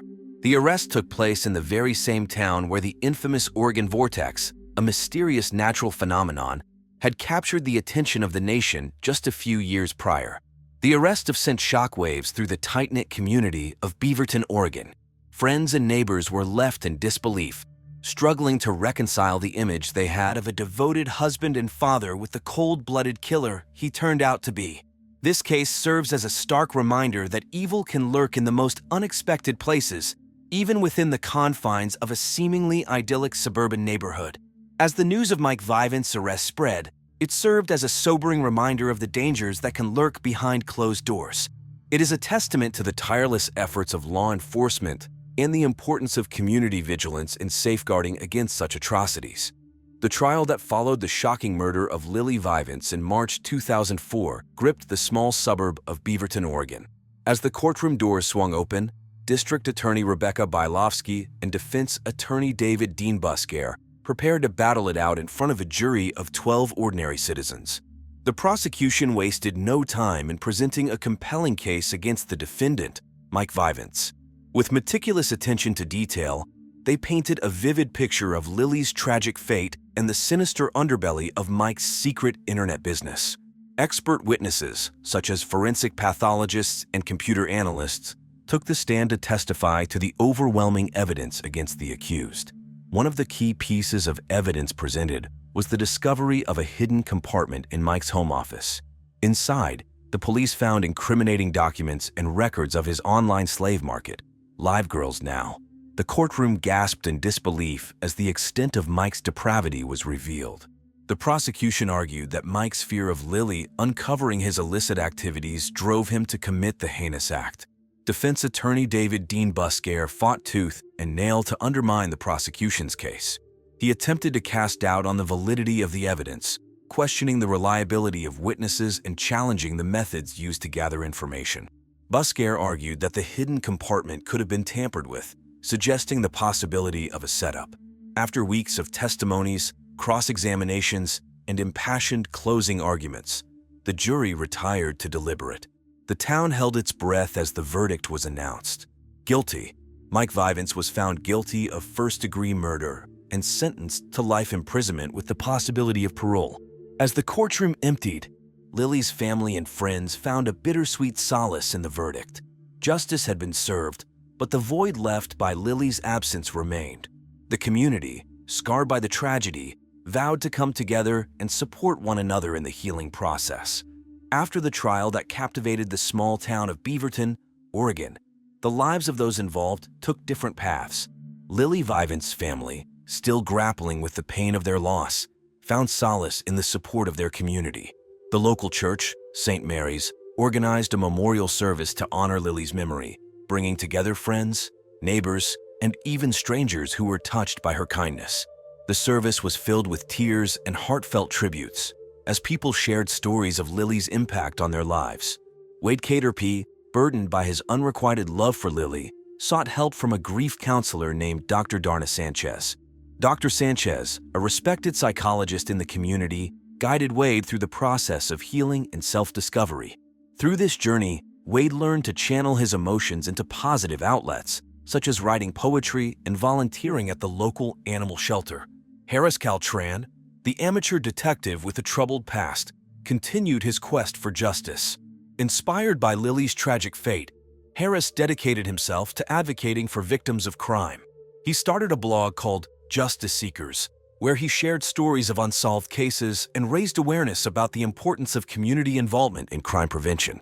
As for Mike Vivance, his life took a drastic turn behind bars.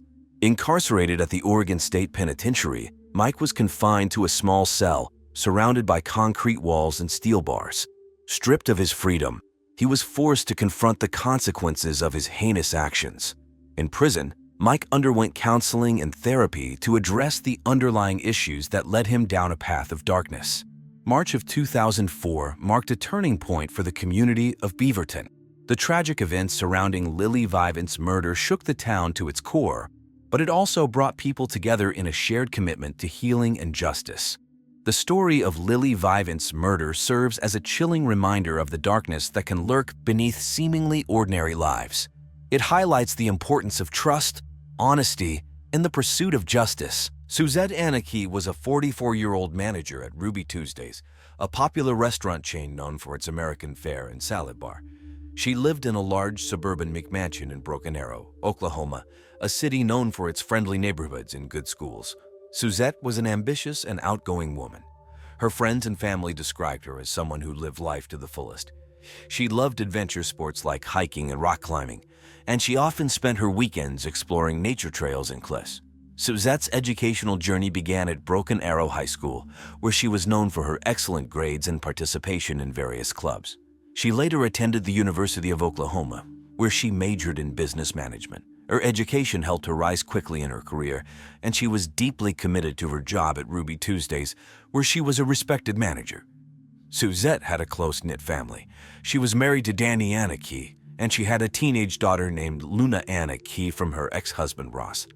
Her relationship with Danny was complex, with periods of intense affection and moments of jealousy.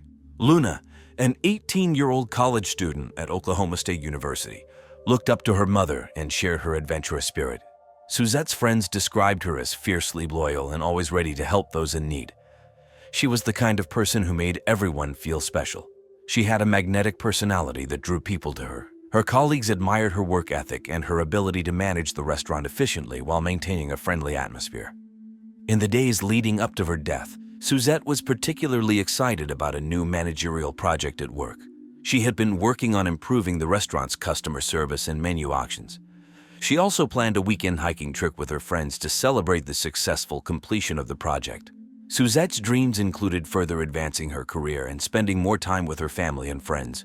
She was looking forward to the upcoming fall season, with plans to visit local pumpkin patches and attend the Tulsa State Fair. On the evening of September 13, 2002, Suzette spent time with her family, discussing their plans for the weekend. She was in high spirits, full of hope and excitement for the future. Sadly, her dreams were cut short the following morning when her life was tragically taken. On the morning of September 14, 2002, the sky was overcast, and a light drizzle fell over Broken Arrow, Oklahoma. At around 7:30 a.m., Luna Anak, an 18-year-old college student, woke up and went to her mother's large walk-in closet in her family's large suburban home. Luna had plans to meet friends later that day, but first, she wanted to check on her mother, Suzette. As Luna entered the closet, she was met with a horrific sight. Her mother, Suzette Anak, lay lifeless on the floor in a pool of blood. Several belts, possibly the murder weapon, were scattered around her body. Luna's initial shock turned to sheer panic. She screamed and fell to her knees beside her mother. Struggling to maintain her composure, Luna reached for the phone and dialed 911, her voice shaking as she reported the brutal scene. The 911 call was received at 7:35 a.m. Luna, barely able to speak through her tears, described what she saw. The dispatcher stayed on the line with her, offering calm reassurances until the police arrived. Luna's frantic call sent a wave of urgency through the Broken Arrow Police Department. When the first responders arrived, they found Luna in a state of deep shock, sitting on the front steps of the house, her clothes stained with blood from holding her mother. The officers quickly secured the scene, ensuring no one could enter or leave the house while they began their investigation. The discovery of Suzette's body sent shockwaves through the Broken Arrow community. News quickly spread, and by midday, local media, including the Tulsa World newspaper and TV stations like KOTV Channel 6, were reporting on the tragic incident. Neighbors and friends gathered outside the Anak home, offering their support and expressing their disbelief.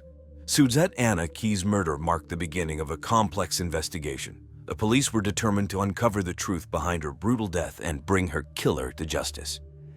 As they worked tirelessly, the impact of Suzette's death resonated through the community, leaving everyone grappling with the loss of a beloved friend, colleague, and mother. When the Broken Arrow Police Department received Luna Anak's frantic 911 call on September 14, 2002, they knew they had to act fast.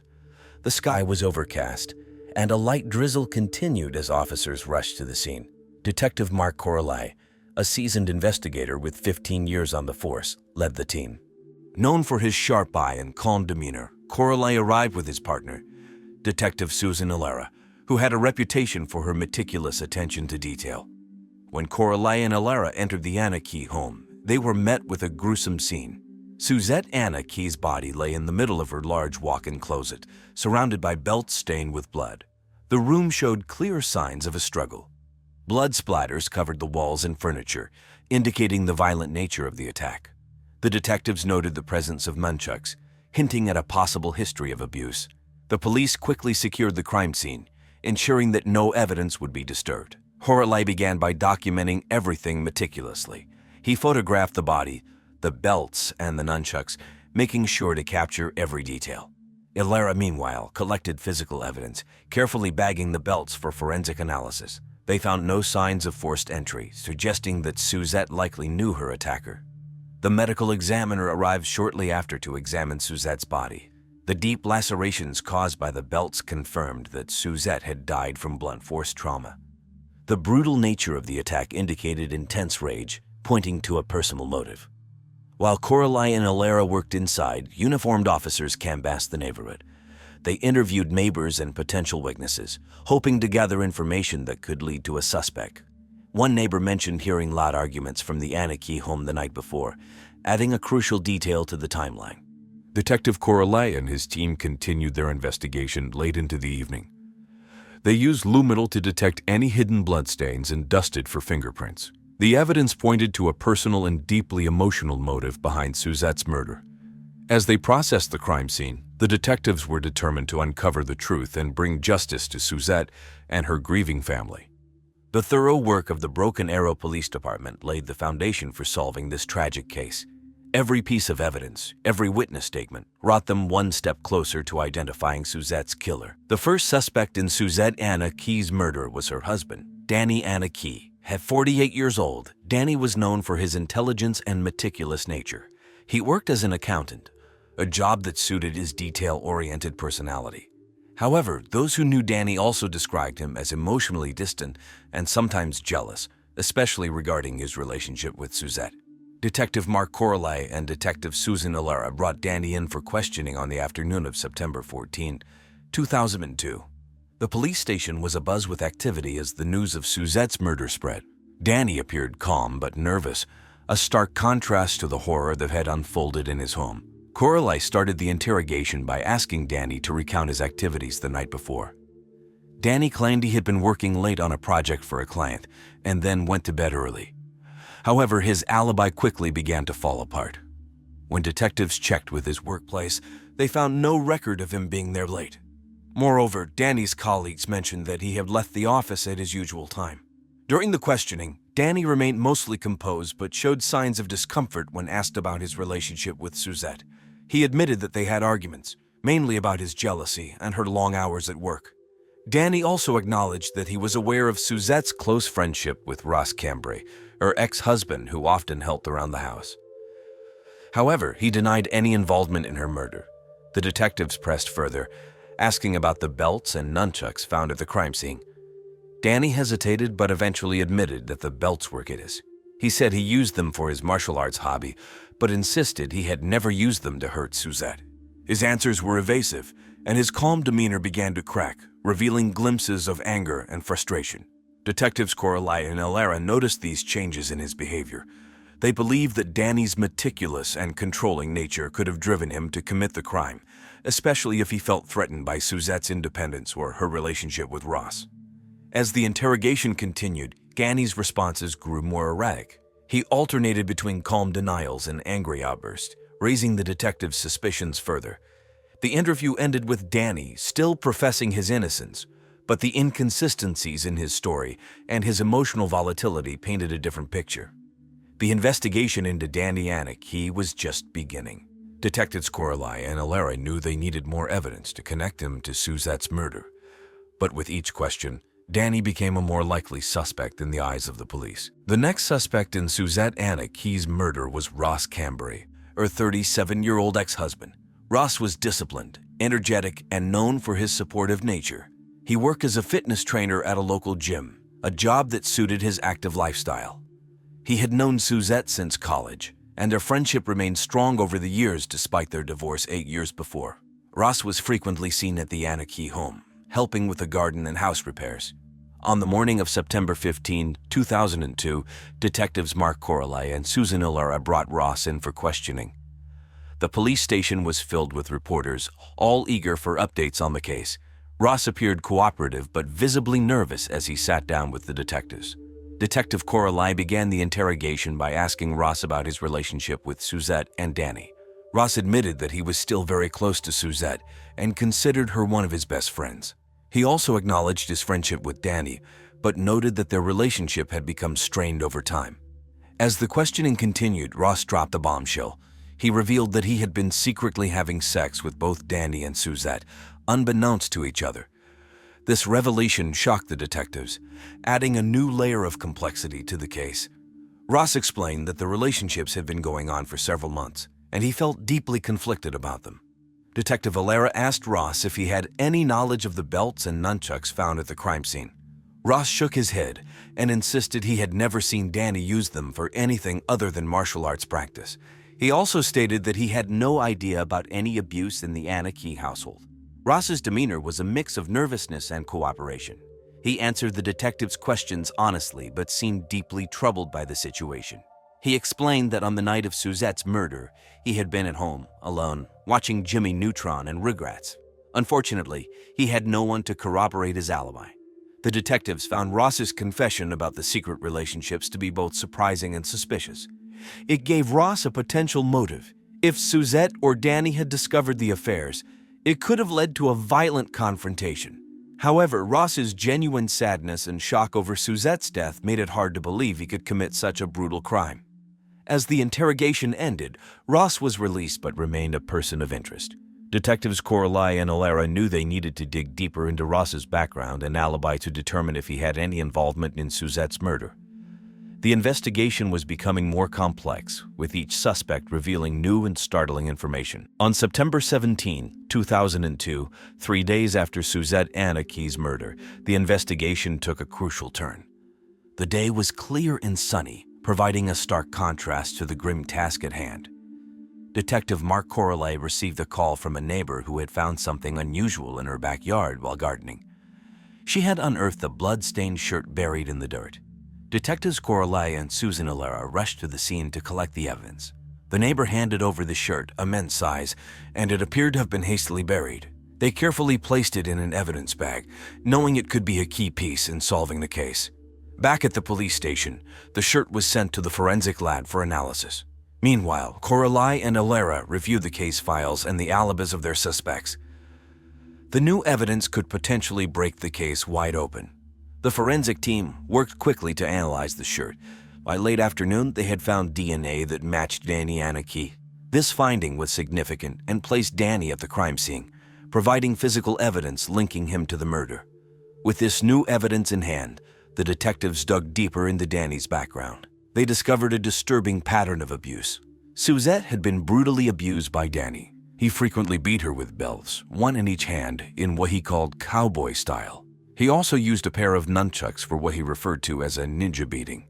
These findings painted a horrifying picture of Suzette's life and suggested a motive driven by Danny's violent tendencies and control issues. The third suspect in the investigation was Luna Anak, Suzette's 18-year-old daughter.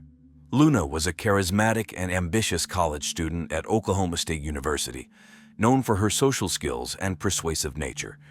She had a magnetic personality and was popular among her peers. However, Luna had been hiding a significant secret. She was pregnant with her stepfather Danny's child. On September 18, 2002, detectives Mark Coralie and Susan Eliza brought Luna in for questioning at the Broken Arrow Police Department. Luna appeared calm but apprehensive as she sat down with the detectives. Detective Coralie began by asking Luna about her relationship with her mother and stepfather. Luna spoke fondly of her mother, describing her as a loving and adventurous person. When asked about Danny, Luna hesitated before revealing the shocking details of their affair. She admitted that the relationship had been ongoing for several years and that she was pregnant with his child. The detectives were stunned by Luna's confession. They questioned her about her whereabouts on the night of the murder. Luna claimed she had been out with friends, celebrating a successful exam. However, her friends' statements were inconsistent, and some couldn't confirm seeing her that night. Detective Alara asked Luna if she had any knowledge of the belts and nunchucks found at the crime scene. Luna's eyes widened, and she appeared genuinely shocked. She denied any involvement in her mother's murder and insisted that she loved Suzette deeply. Despite her calm demeanor, the detectives noticed signs of stress and fear. Luna's potential motive was complex.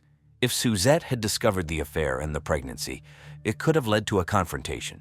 However, Luna's genuine grief over her mother's death made it difficult to believe she was involved. The detectives decided to dig deeper into Luna's background and relationships. As the interrogation continued, Luna maintained her innocence but admitted that her relationship with Danny was a mistake. She expressed remorse for the pain it had caused and seemed genuinely devastated by her mother's death. Despite Luna's emotional responses, the detectives knew they had to consider all possibilities. They reviewed her alibi and questioned her friends again, looking for any inconsistencies. Luna's complex relationship with Danny and her secret pregnancy added layers to the investigation, making it one of the most challenging aspects of the case. Luna's interview ended with more questions than answers. The detectives knew they needed concrete evidence to determine her involvement, if any, in Suzette's murder. The investigation was far from over, and every new piece of information brought them closer to the truth. With the discovery of the blood-stained shirt and the pattern of abuse, the Broken Arrow Police Department felt confident they had identified Suzette Anak's murderer. On September 18, 2002, detectives Mark Coralie and Susan Alara pieced together the evidence pointing to Danny Anak as the killer. The weather was clear, mirroring the clarity with which the case had come into focus. Danny Anak, a 48-year-old accountant, had shown signs of jealousy and violent tendencies. Investigators learned that Danny had been abusing Suzette for years. He would beat her with belts, one in each hand, a method he called cowboy style. He also used nunchucks, referring to this brutal practice as ninja beating. This abuse, combined with his desire to be with his stepdaughter Luna, who was also pregnant with his child, motivated him to commit the murder. Danny believed that killing Suzette would allow him to start a new life with Luna without the complications of a divorce. Additionally, he stood to gain financially from Suzette's life insurance policy. On the night of September 14, 2002, under the guise of another abusive episode, Danny whipped Suzette to death cowboy style with his belts in their large suburban home.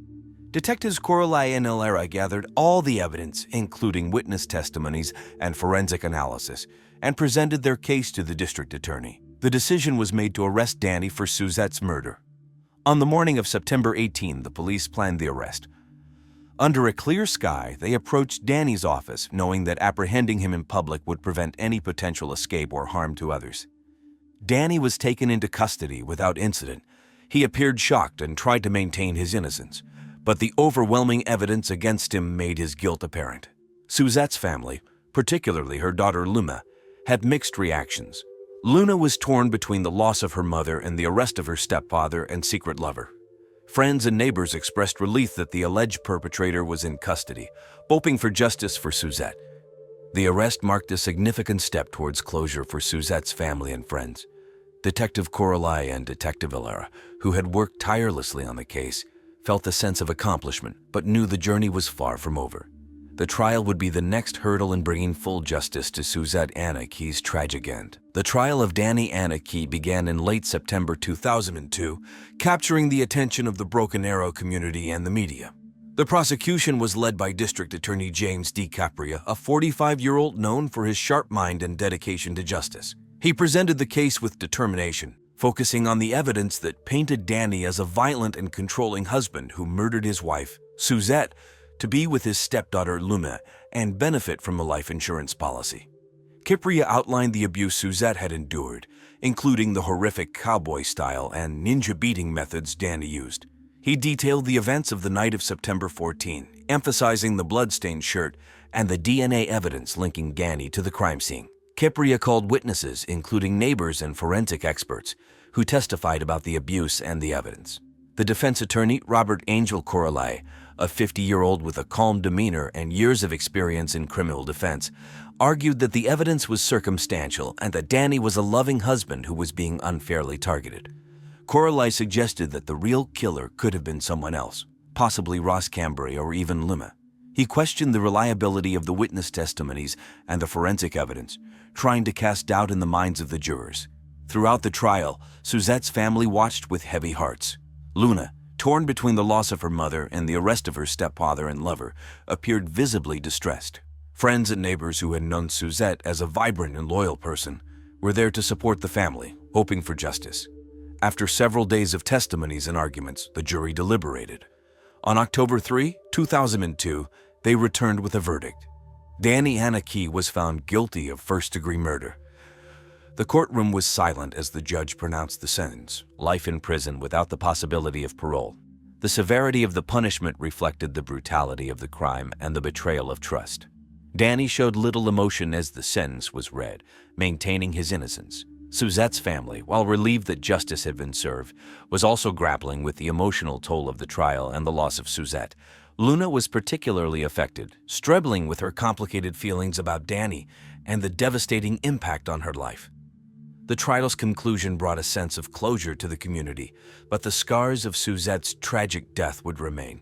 Friends and family members tried to move forward, remembering Suzette for the loving and adventurous person she was. After the trial of Danny Anak, the residents of Broken Arrow tried to return to their normal lives, but the memory of Suzette Anak's tragic death lingered.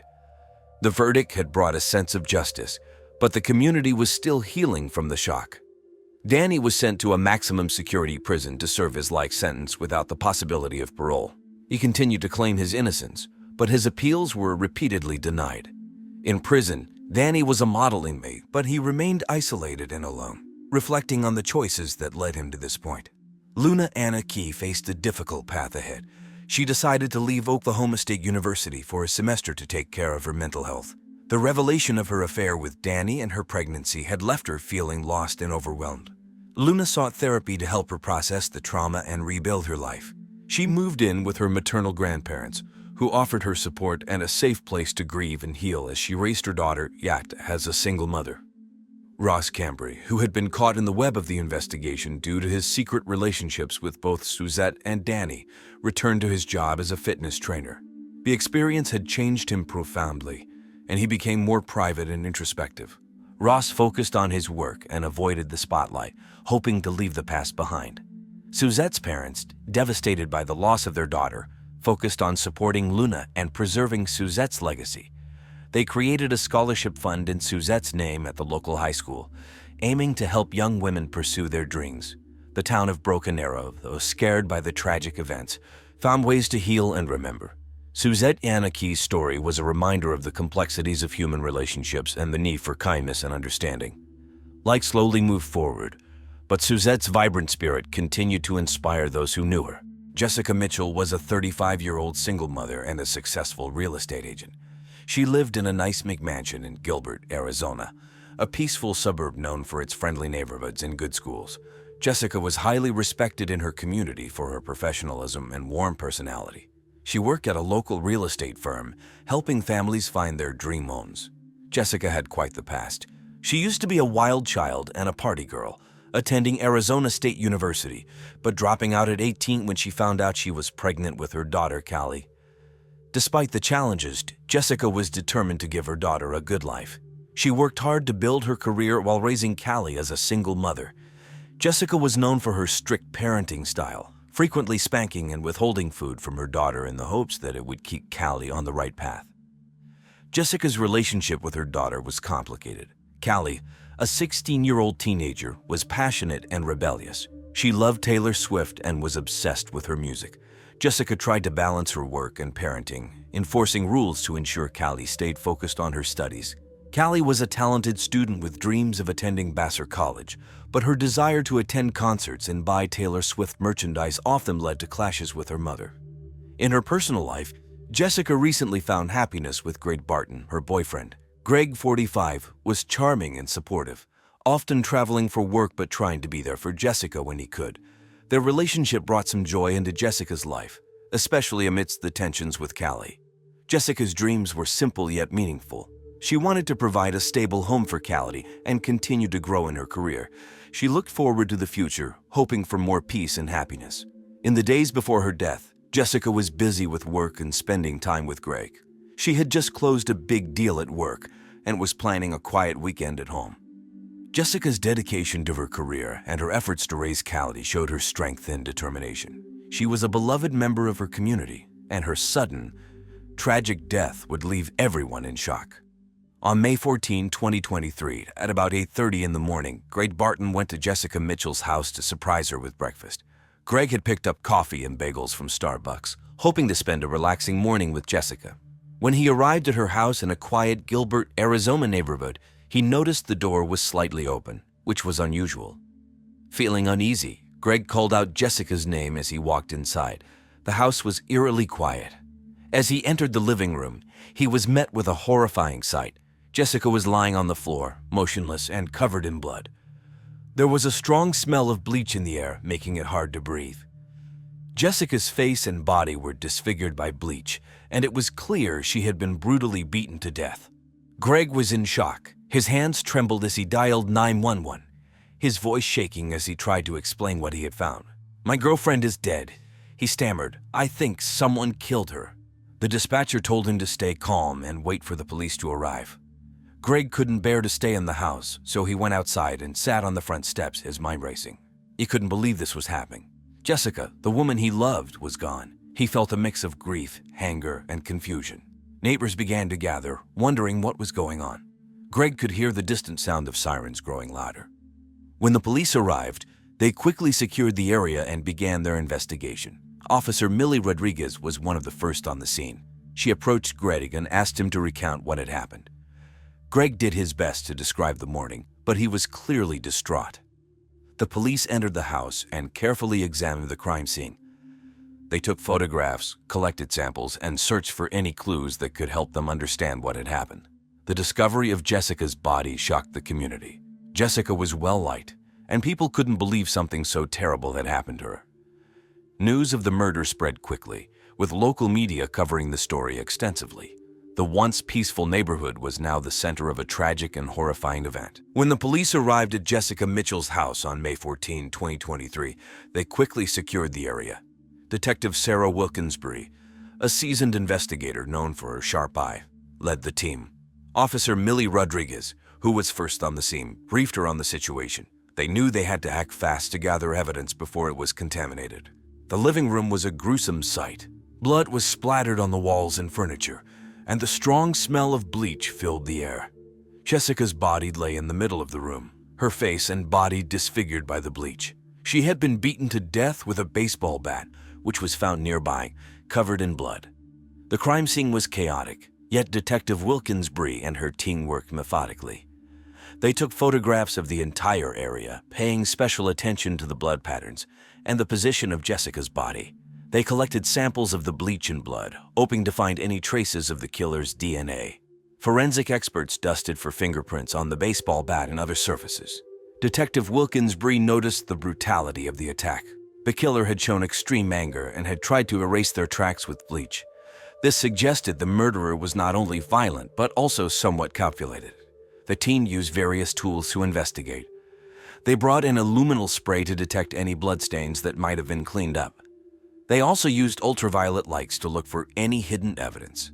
Detective Wilkinsbury interviewed Greg Barton, Jessica's boyfriend, who had found the body. Greg was visibly shaken but cooperated fully, answering all their questions. Greg explained his relationship with Jessica and mentioned the ongoing tensions between Jessica and her daughter, Callie. He expressed concern about Callie's behavior, noting her recent outburst. This information gave the police a potential lead. Outside the house, neighbors gathered, whispering in shock and fear. News vans from local stations arrived, setting up cameras and reporters. The peaceful neighborhood was now the center of a major crime investigation, and everyone wanted to know what had happened. Detective Wilkins Bree and her team worked late into the night, determined to find answers. They knew the first 48 hours were crucial in solving a murder case. Every detail mattered, and they were committed to bringing Jessica's killer to justice. The police began their investigation by looking into Greg Barton, Jessica Mitchell's boyfriend. Greg, 45, was known for his charm and supportive nature. He traveled often for work, which sometimes caused strain in their relationship. Greg had a clean criminal record and was seen as a stable influence in Jessica's life. However, his frequent travels raised some questions. Detective Sarah Wilkins Bree and her team brought Greg in for questioning. They wanted to know more about his relationship with Jessica and his whereabouts on the night of the murder. Greg explained that he had been out of town for work and returned early that morning to surprise Jessica with breakfast. He was visibly upset but answered their questions calmly. During the interrogation, Detective Wilkins Bree asked Greg about the tensions between Jessica and her daughter, Callie. Greg admitted that there had been arguments and that Callie had a fiery temperament. He expressed his concern about Callie's behavior, but insisted he had no involvement in Jessica's death. Despite Greg's cooperation, the police needed to verify his alibi. They checked his travel records and interviewed his colleagues. Everything seemed to match up, but there was still something that bothered Detective Wilkins Bree. She decided to dig deeper into Greg's past. A breakthrough came when the police discovered that Greg had a secret habit of hiring escorts while traveling. Some of these escorts were young, barely over the age of consent. This revelation cast a shadow on Greg's character and raised new questions about his involvement in the crime. Detective Wilkins Bree confronted Greg with this new information. He looked surprised and became defensive, insisting that his private life had nothing to do with Jessica's murder. The police pressed him further, trying to see if there was any connection between his secret activities and Jessica's death. Greg's reaction was a mix of anger and frustration. He maintained his innocence but was clearly shaken by the police's discoveries. The investigators continued to probe, looking for any inconsistencies in his story. They needed to be sure they weren't missing anything. As the investigation progressed, the police kept Greg under close surveillance. They knew he had the potential to be hiding more secrets. However, without concrete evidence linking him directly to the murder, they couldn't make an arrest. Police remained cautious, knowing that they had to explore all possible leads to uncover the truth behind Jessica Mitchell's tragic death. On May 18, 2023, 4 days after Jessica Mitchell's murder, the police received a tip about new evidence. It was a sunny afternoon in Gilbert, Arizona, and Detective Sarah Wilkins Bree and her team were at the station when the call came in. The tip came from a neighbor who had seen something unusual in the Mitchells' backyard the day before. The police rushed to Jessica's house to investigate. When they arrived, they began searching the backyard carefully. Officer Millie Rodriguez noticed a partially buried box near the fence. Bating dug it up and found a small locked metal box. They took it back to the station to open it carefully, using tools to avoid damaging any potential evidence inside. Inside the box, they found a diary. It was Callie Mitchell's diary, filled with her thoughts and feelings.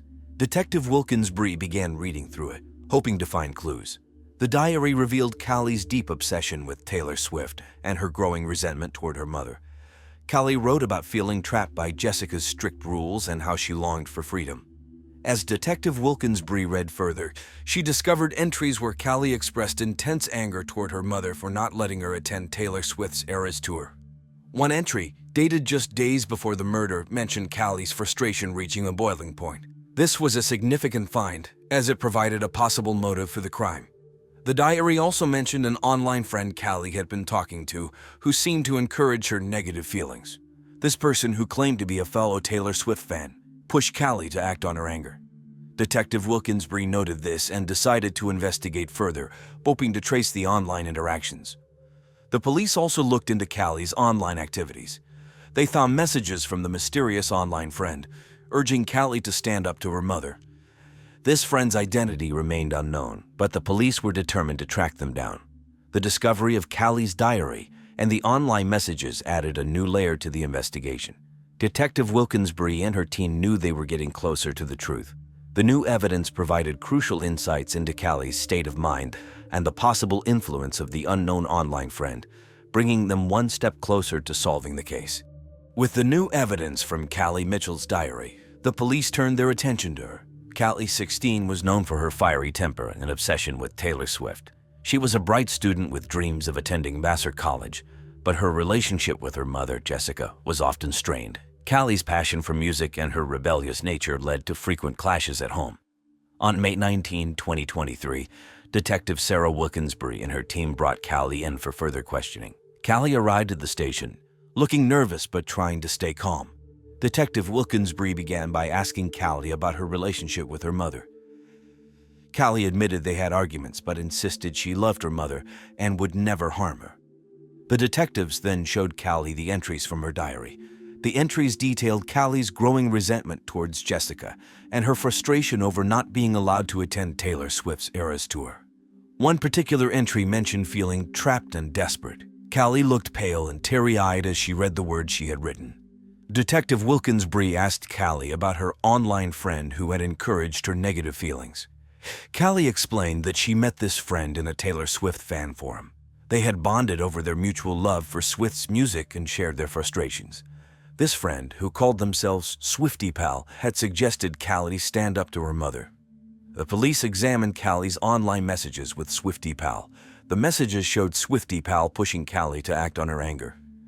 Phrases like "you need to break free from that bleep" and "don't let that bleep control you" stood out as Swiftie Pal twisted Taylor Swift's lyrics to say that she approved of violence against strict parents. Callie admitted that she felt influenced by Swiftie Pal but still denied any involvement in her mother's murder. Detective Wilkinsbury pressed Callie about her whereabouts on the night of the murder. Callie said she was in her room, listening to Swift's 1989 album and chatting online. Her alibi seemed weak, but there was no concrete evidence linking her directly to the crime scene yet. The police decided to search Callie's room for more clues. They found Taylor Swift posters, concert tickets, and more diary entries. One entry, dated the night of the murder, was particularly disturbing. It mentioned feeling overwhelmed with rage and hinted at taking drastic actions. The investigation into Callie revealed a troubled teenager with deep emotional struggles. Her obsession with Taylor Swift and the influence of an online friend painted a complex picture.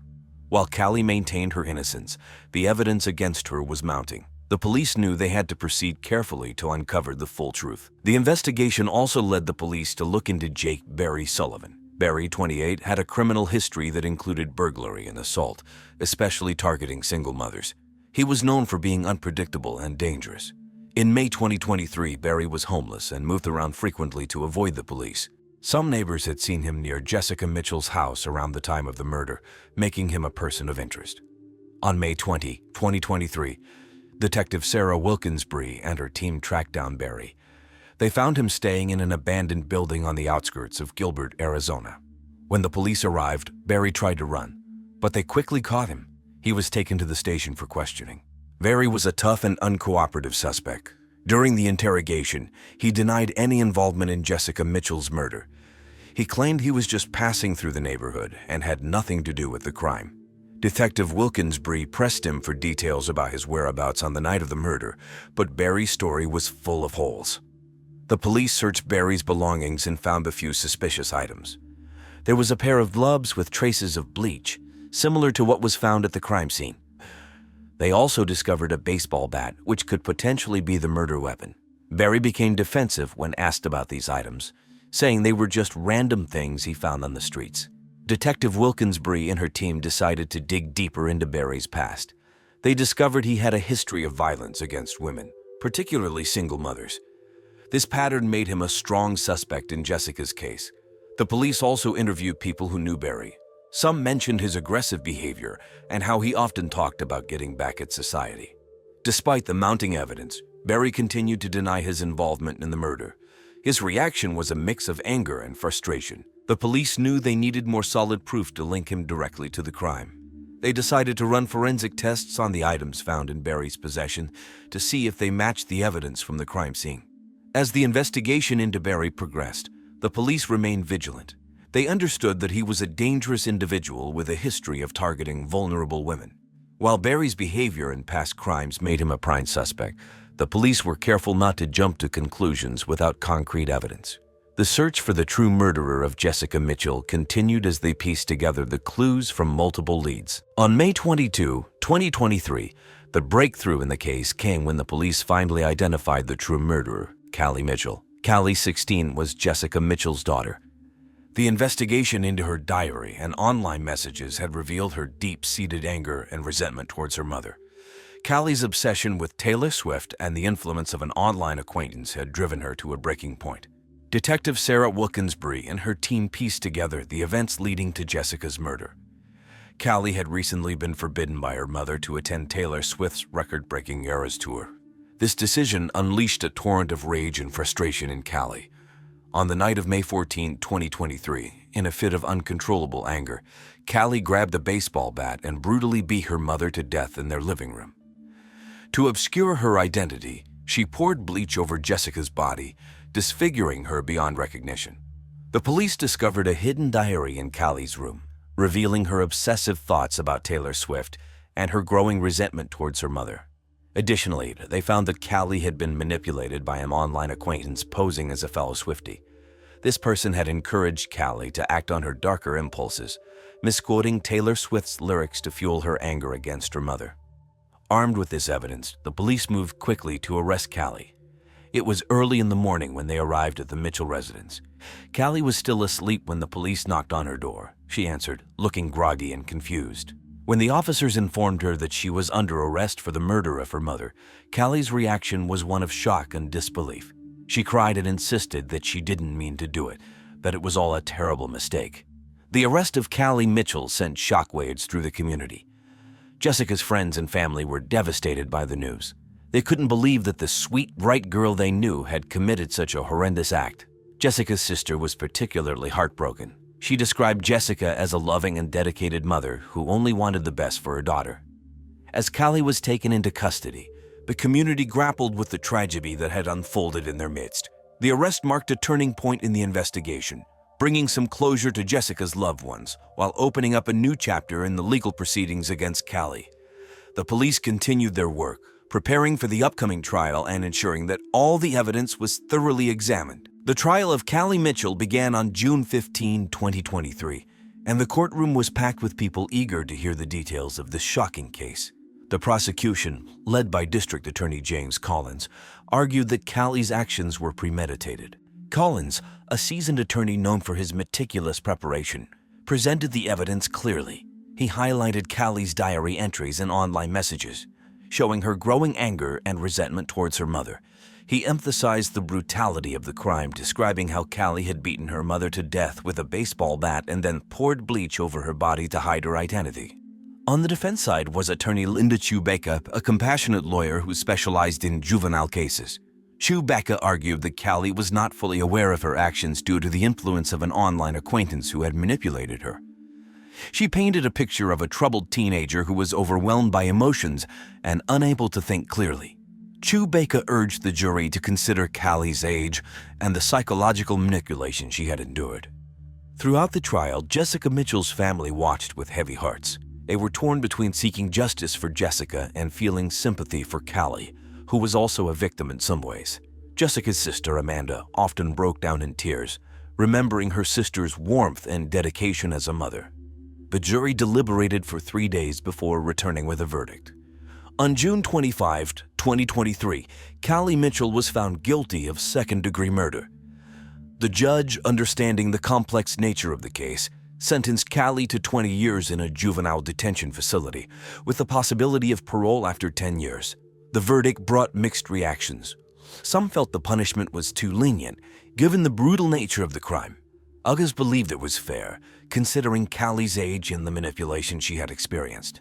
District Attorney Collins expressed satisfaction with the outcome, stating that justice had been served, while Defense Attorney Chewbacca expressed hope that Callie would receive the help she needed. Jessica's family had a range of emotions. They were relieved that the trial was over and that there was some accountability for Jessica's death. However, they were also deeply saddened by the loss of both Jessica and the future they had envisioned for Callie. The community of Gilbert, Arizona, continued to grapple with the aftermath of the trial. Friends and neighbors of the Mitchell family expressed their condolences and support. The trial and its verdict left a lasting impact on everyone involved, serving as a reminder of the tragic consequences of unchecked emotions and online influences. After the trial, life for everyone involved in the case of Jessica Mitchell's murder changed drastically. Callie Mitchell was sent to a juvenile detention facility, There she began attending therapy sessions to address her anger issues and the psychological manipulation she had endured. Callie also continued her education within the facility, where teachers and counselors worked hard to help her find a new path. Jessica Mitchell's family struggled to move on. Her sister, Amanda, took on the responsibility of handling Jessica's affairs and supporting her niece from afar.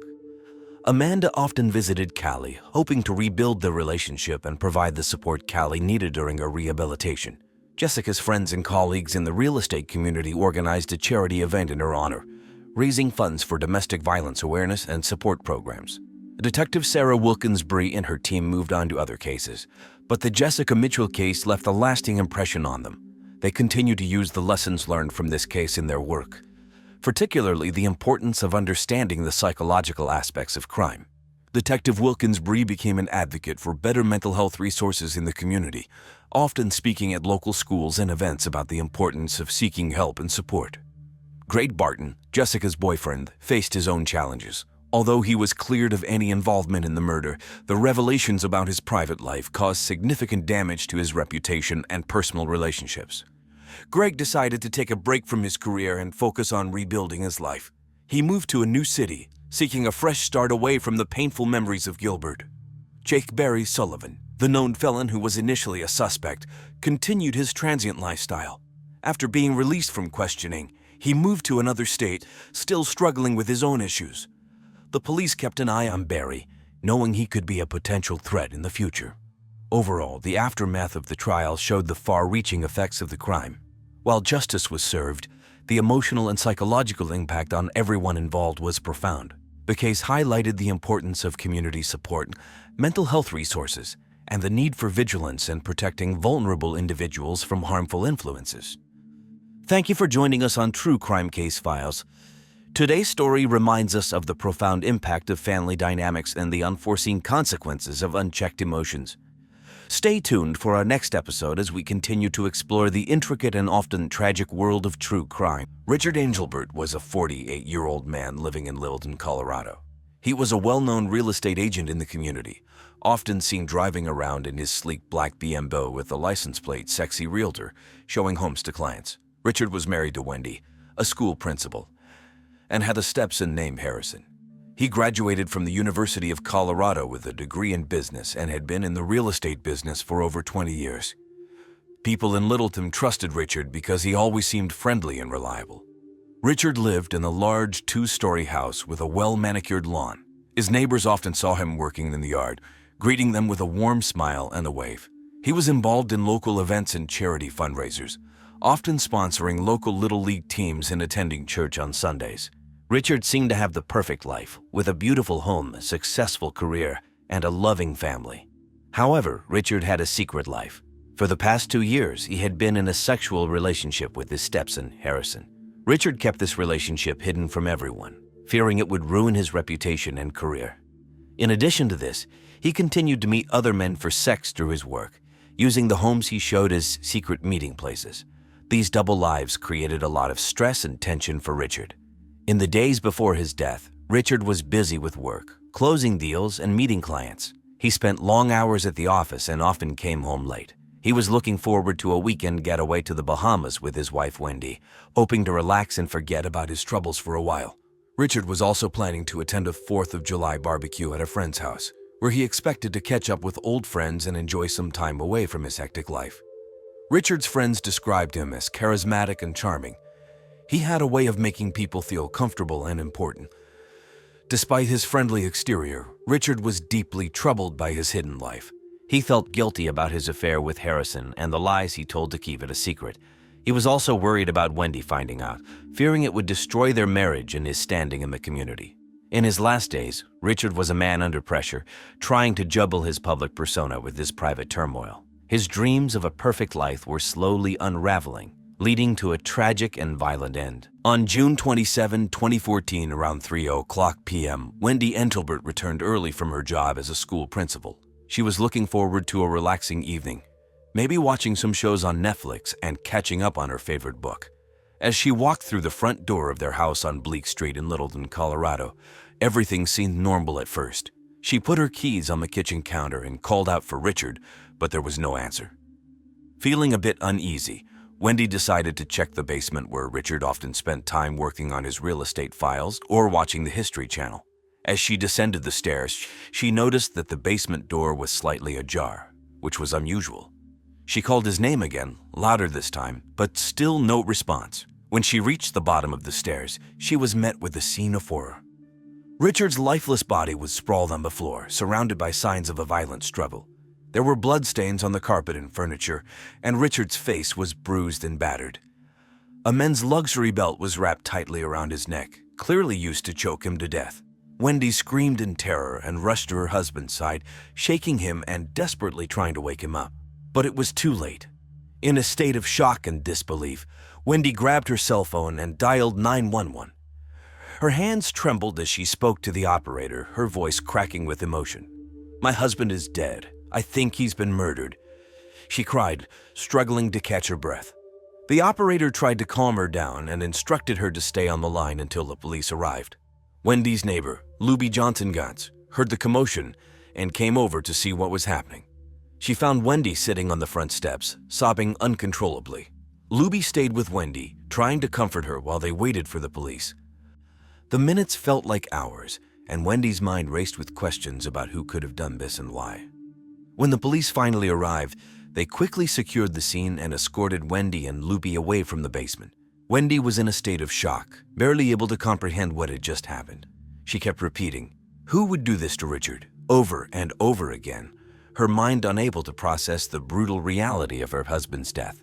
The discovery of Richard's body sent shockwaves through the quiet community of Littleton. News of the murder spread quickly, with neighbors and friends gathering outside the Angelbert home, trying to make sense of the tragedy that had struck their seemingly perfect neighborhood. On June 27, 2014, at 3:15 p.m., the Littleton Police Department received a frantic 911 call from Wendy Angelbert. Officers arrived at the scene within minutes, led by Detective James Cabell, a seasoned investigator known for his meticulous approach. The Angelbert home, located on the quiet Oak Street, was quickly surrounded by police cars, and yellow crime scene tape was stretched around the perimeter. Detective Cabell and his team entered the basement, where they were confronted with a grisly scene. Richard Angelbert's body lay on the floor, with a men's luxury belt wrapped tightly around his neck. Bloodstains were visible on the carpet and nearby furniture, indicating a violent struggle. Detective Cabell, a spry man in his late 40s with sharp eyes and a calm demeanor, took in the scene with a steely resolve. The police began their investigation by collecting evidence.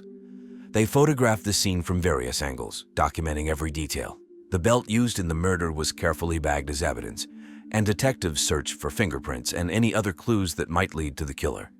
Detective Cabell noted the overturned furniture and signs of a struggle, indicating that Richard had fought for his life. Forensic experts arrived to process the scene, using luminol to detect blood traces and collecting samples for DNA analysis. They meticulously combed the area for hair, fibers, and any other potential evidence. The brutality of the murder shocked even the most experienced officers, but they remained focused on gathering all the information they could. Detective Cabell interviewed Wendy Angelbert, who was still in shock from discovering her husband's body. She described her day and the horrifying moment she found Richard. Her account was detailed and emotional, but she insisted she had no idea who could have done this. Wendy's alibi was quickly verified, as she had been at work at the time of the murder. Next, the police began canvassing the neighborhood. They spoke with neighbors, including Luby Johnson-Gantz, who had come to Wendy's aid. Sarah described hearing Wendy's screams and finding her on the front steps, distraught and incoherent. Other neighbors mentioned seeing Richard earlier in the day, but nothing seemed out of the ordinary. The police also checked Richard's recent phone and email records, hoping to find any leads. They discovered several suspicious messages and calls suggesting that Richard had been meeting with various men for illicit sex. This revelation added a new layer to the investigation, pointing to potential motives related to Richard's hidden life. As the day turned into evening, the police continued their work, determined to find the person responsible for Richard Angelbert's brutal murder. The scene was cleared, and Detective Cabell and his team reviewed the evidence collected, preparing for the next steps in their investigation. The community of Littleton watched anxiously, hoping for answers and justice for Richard Angelbert. The first suspect in Richard Angelbert's murder was his wife, Wendy Angelbert. Wendy, 47, was a respected school principal in Littleton, known for her intelligence and strong personality. She had been with the school district for over 15 years and was heavily involved in community activities. Her colleagues described her as dedicated and authoritative, always striving for excellence. Wendy was brought in for questioning the day after the murder on June 28, 2014. Detective James Cattle led the interrogation, trying to piece together her actions and emotions. Wendy appeared exhausted and distraught, but she answered questions calmly. She recounted her day at work and the horrifying discovery of Richard's body when she returned home. Despite her composed demeanor, Wendy's anger and confusion were evident. She expressed disbelief and frustration over the affair, insisting she had no idea Richard was sexually involved with other men. The revelation of the affair added tension to the interrogation, as Detective Cattle probed deeper into Wendy's feelings about her husband's betrayal. Detective Cattle asked Wendy about her relationship with Richard. She admitted they have a strong partnership, but mentioned that they had faced some challenges recently. Wendy claimed she was unaware of Richard's secret life. She explained she had recent ski injury which had caused her difficulty in reading people's actions, and suggested this might be why she missed any signs of Richard's double life. Wendy's alibi was solid. She had been at the school all day, attending meetings and preparing for the upcoming school year. Colleagues and security footage confirmed her presence at work during the time of the murder. Nonetheless, her connection to the victim made her a person of interest. Detective Cattle also explored Wendy's possible motives. Her reputation and career were crucial to her, and Richard's affair threatened both. However, Wendy firmly denied any involvement in the murder, maintaining her innocence throughout the questioning. She was cooperative and provided all requested information, including access to her phone and emails. The police conducted a thorough search of the Angelbert home, looking for any evidence that might link Wendy to the crime. They found nothing incriminating, reinforcing her alibi and statements. Still, the detectives remained cautious, aware that emotions could drive even the most rational individuals to commit desperate acts. Wendy was released after several hours of questioning, but she remained under scrutiny as the investigation continued. The police kept a close watch on her, monitoring her interactions and movements while they explored other leads. The murder of Richard Angelbert was proving to be a complex case, with layers of secrets and motives slowly unraveling. Harrison Angelbert, Richard's 21-year-old stepson, was the next suspect. Harrison was a college student and part-time bartender, known for his troubled past. He had been in and out of rehab and 12-step programs as a teenager. Despite these challenges, Harrison was determined to turn his life around and was pursuing a degree in psychology at a local community college. On June 28, 2014, Harrison was brought in for questioning. Detective James Cattle, aware of the sensitive nature of Harrison's relationship with Richard, approached the interrogation with caution. Harrison appeared nervous but cooperative, willing to share his side of the story.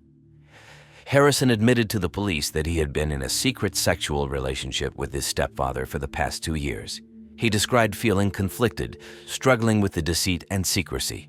Harrison revealed that he had recently broken off the affair after discovering that Richard had been cheating on him with dozens of other men, using homes he showed as a real estate agent as secret meeting places. During the interrogation, Harrison expressed a mix of anger and sadness. He felt betrayed by Richard, not only because of the affair but also because of the lies and manipulation. Despite his resentment, Harrison claimed he had no intention of harming Richard.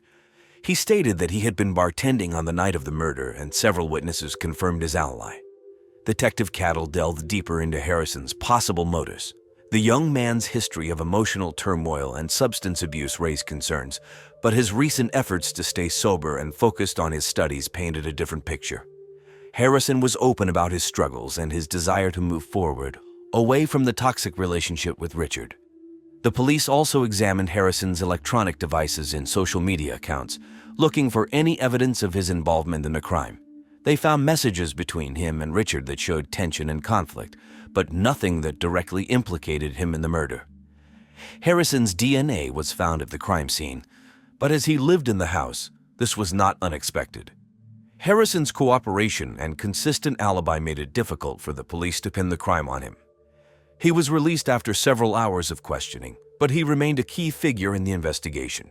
The police continued to monitor his activities and interactions, searching for any inconsistencies or new evidence that might shed light on his involvement. The complex dynamics between Richard and Harrison added a layer of complexity to the case, leaving Detective Cattle and his team with more questions than answers. As they continued to dig deeper, they hoped to uncover the truth behind Richard Angelbert's brutal murder. Alexa Hernandez, 30, was the third suspect in the investigation. Alexa had a history with Richard Angelbert that made her a person of interest. She had once caught Richard having sex with her husband in the bathroom of a house they were touring together, which led to the end of her marriage. Known for her fiery temper, Alexa had several confrontations with Richard since the incident. On June 29, 2014, Detective James Cattle brought Alexa in for questioning. Alexa was a waitress at a popular local diner and had a reputation for being outspoken and strong-willed. She walked into the interrogation room with a defiant expression, ready to defend herself. Detective Cattle started by asking Alexa about her relationship with Richard. She admitted that she despised him for ruining her marriage and causing her immense emotional pain. Alexa described the day she discovered her husband and Richard together as the worst day of her life. She had confronted Richard several times after that, demanding answers and an apology, but he had always brushed her off. When asked about her whereabouts on the day of the murder, Alexa said she had been working a double shift at a diner called Denny's. She provided the names of her coworkers who could verify her alibi. Detective Cattle called the diner and spoke with Alexa's manager, who confirmed that Alexa had been at work all day. Multiple coworkers also confirmed seeing her during her shifts. Despite her solid alibi, Detective Cattle explored Alexa's possible motives further. Her intense anger toward Richard was evident, but she insisted she had moved on and was focusing on rebuilding her life. Alexa shared that she was taking night classes at a local community college, hoping to become a social worker and help others who had gone through similar struggles. The police searched Alexa's home and car, looking for any evidence that might link her to the crime. They found nothing suspicious or incriminating. Alexa's phone records and social media activity showed no contact with Richard in the weeks leading up to the murder. Throughout the interrogation, Alexa remained calm and composed, despite her obvious disdain for Richard. She answered all questions directly and showed no signs of guilt or deception. Detective Cattle noted her cooperation and honesty, but knew they had to keep all possibilities open. After several hours of questioning, Alexa was released. The police continued to monitor her, aware that her past with Richard made her a potential suspect. However, her alibi and lack of evidence made it difficult to tie her to the crime directly. The investigation into Richard Angelbert's murder grew more complex with each interview. Detective Cattle and his team were determined to uncover the truth, but the web of secrets and lies surrounding Richard's life made their task increasingly challenging. They pressed on, hoping to find the piece of evidence that would finally reveal the killer. On July 3, 2014, the investigation took a dramatic turn. It was a hot summer day in Littleton, Colorado, with temperatures reaching the high 80s. Around 10 o'clock a.m., Detective James Cattle received a call from the forensic lab. They had found crucial new evidence while re-examining items from the crime scene. Among Richard Angelbert's belongings was a small hidden camera disguised as a smoke detector installed in the basement. Detective Cattle and his team immediately retrieved the footage. The camera had recorded the basement's activities for the past few weeks, capturing Richard's secret meetings and interactions. As they reviewed the footage, they discovered a recording from the day of the murder. The video showed a heated argument between Richard and his stepson, Harrison Angelbert. The argument quickly escalated into a physical struggle. In the video, Harrison grabbed the luxury belt from a nearby chair and used it to choke Richard in a fit of rage. The footage captured the entire incident, providing undeniable evidence of Harrison's involvement in the murder. The teen was shocked by the brutality and clear motive behind the act: anger and betrayal. With this new evidence, Detective Cattle contacted Harrison and asked him to come in for further questioning. Harrison arrived at the station, unaware of the video evidence against him. During the interrogation, Cattle confronted him with the footage. Harrison's demeanor changed instantly. His initial calmness turned to panic and desperation. Realizing he had been caught, Harrison broke down and confessed. He explained that he felt trapped in the relationship with Richard, manipulated by both his stepfather and his mother, Wendy. The constant deceit and Richard's infidelity had pushed him to his breaking point. Harrison admitted that, in a moment of uncontrollable rage, he had killed Richard to free himself from the suffocating situation. Detective Cattle carefully documented Harrison's confession, ensuring every detail was recorded. The new evidence, combined with the confession, left no doubt about Harrison's guilt. The police now had a clear picture of the events leading up to Richard Angelbert's murder and the complex web of secrets and lies that had surrounded the case. On July 4, 2014, just before noon, the Littleton Police Department made a decisive move. With Harrison Angelbert's confession and the incriminating video evidence, Detective James Cattle and his team were ready to arrest him for the murder of Richard Angelbert. Harrison, 21, a college student and part-time bartender, had been living a life of turmoil and confusion. Despite his attempts to overcome his troubled past, the intense emotional pressure from his affair with his stepfather and his mother's manipulations had driven him to a breaking point. The police learned that Harrison, overwhelmed by feelings of betrayal and manipulation, had killed Richard in a fit of rage. On the day of the arrest, Detective Cattle and several officers arrived at Harrison's apartment. They knocked on the door, and Harrison, looking pale and exhausted, answered. He was handcuffed and read his rights. Harrison seemed resigned to his fate, showing little emotion as he was led to the police car. The neighborhood was quiet, but a few curious onlookers watched as the scene unfolded. Back at the station, Harrison was formally charged with the murder of Richard Angelbert. Detective Cattle conducted a final interview to document all the details of Harrison's confession. Harrison reiterated his feelings of being trapped and manipulated by Richard and pressured by his mother, Wendy. He described the events leading up to the murder, including the violent argument that had escalated into the fatal attack. Wendy Angelbert, Richard's wife and Harrison's mother, was also brought in for questioning. The investigation had revealed that Wendy had known about the affair for months and had pressured Harrison to continue it. She feared that Richard's reckless sexual behavior would ruin her chances in the upcoming election for school superintendent. Wendy, however, was not directly involved in the murder. Her deception and manipulation added a layer of complexity to the case, but she was not charged with any crime. Richard's family was shocked by the revelations. They had seen Richard as a devoted husband and father, unaware of his double life. The arrest of Harrison brought a mix of emotions: grief for Richard's death, anger at the betrayal, and a sense of tragic inevitability given the circumstances. The community of Littleton was stunned by the news. The murder had exposed a hidden world of secrets and lies, shaking the town to its core.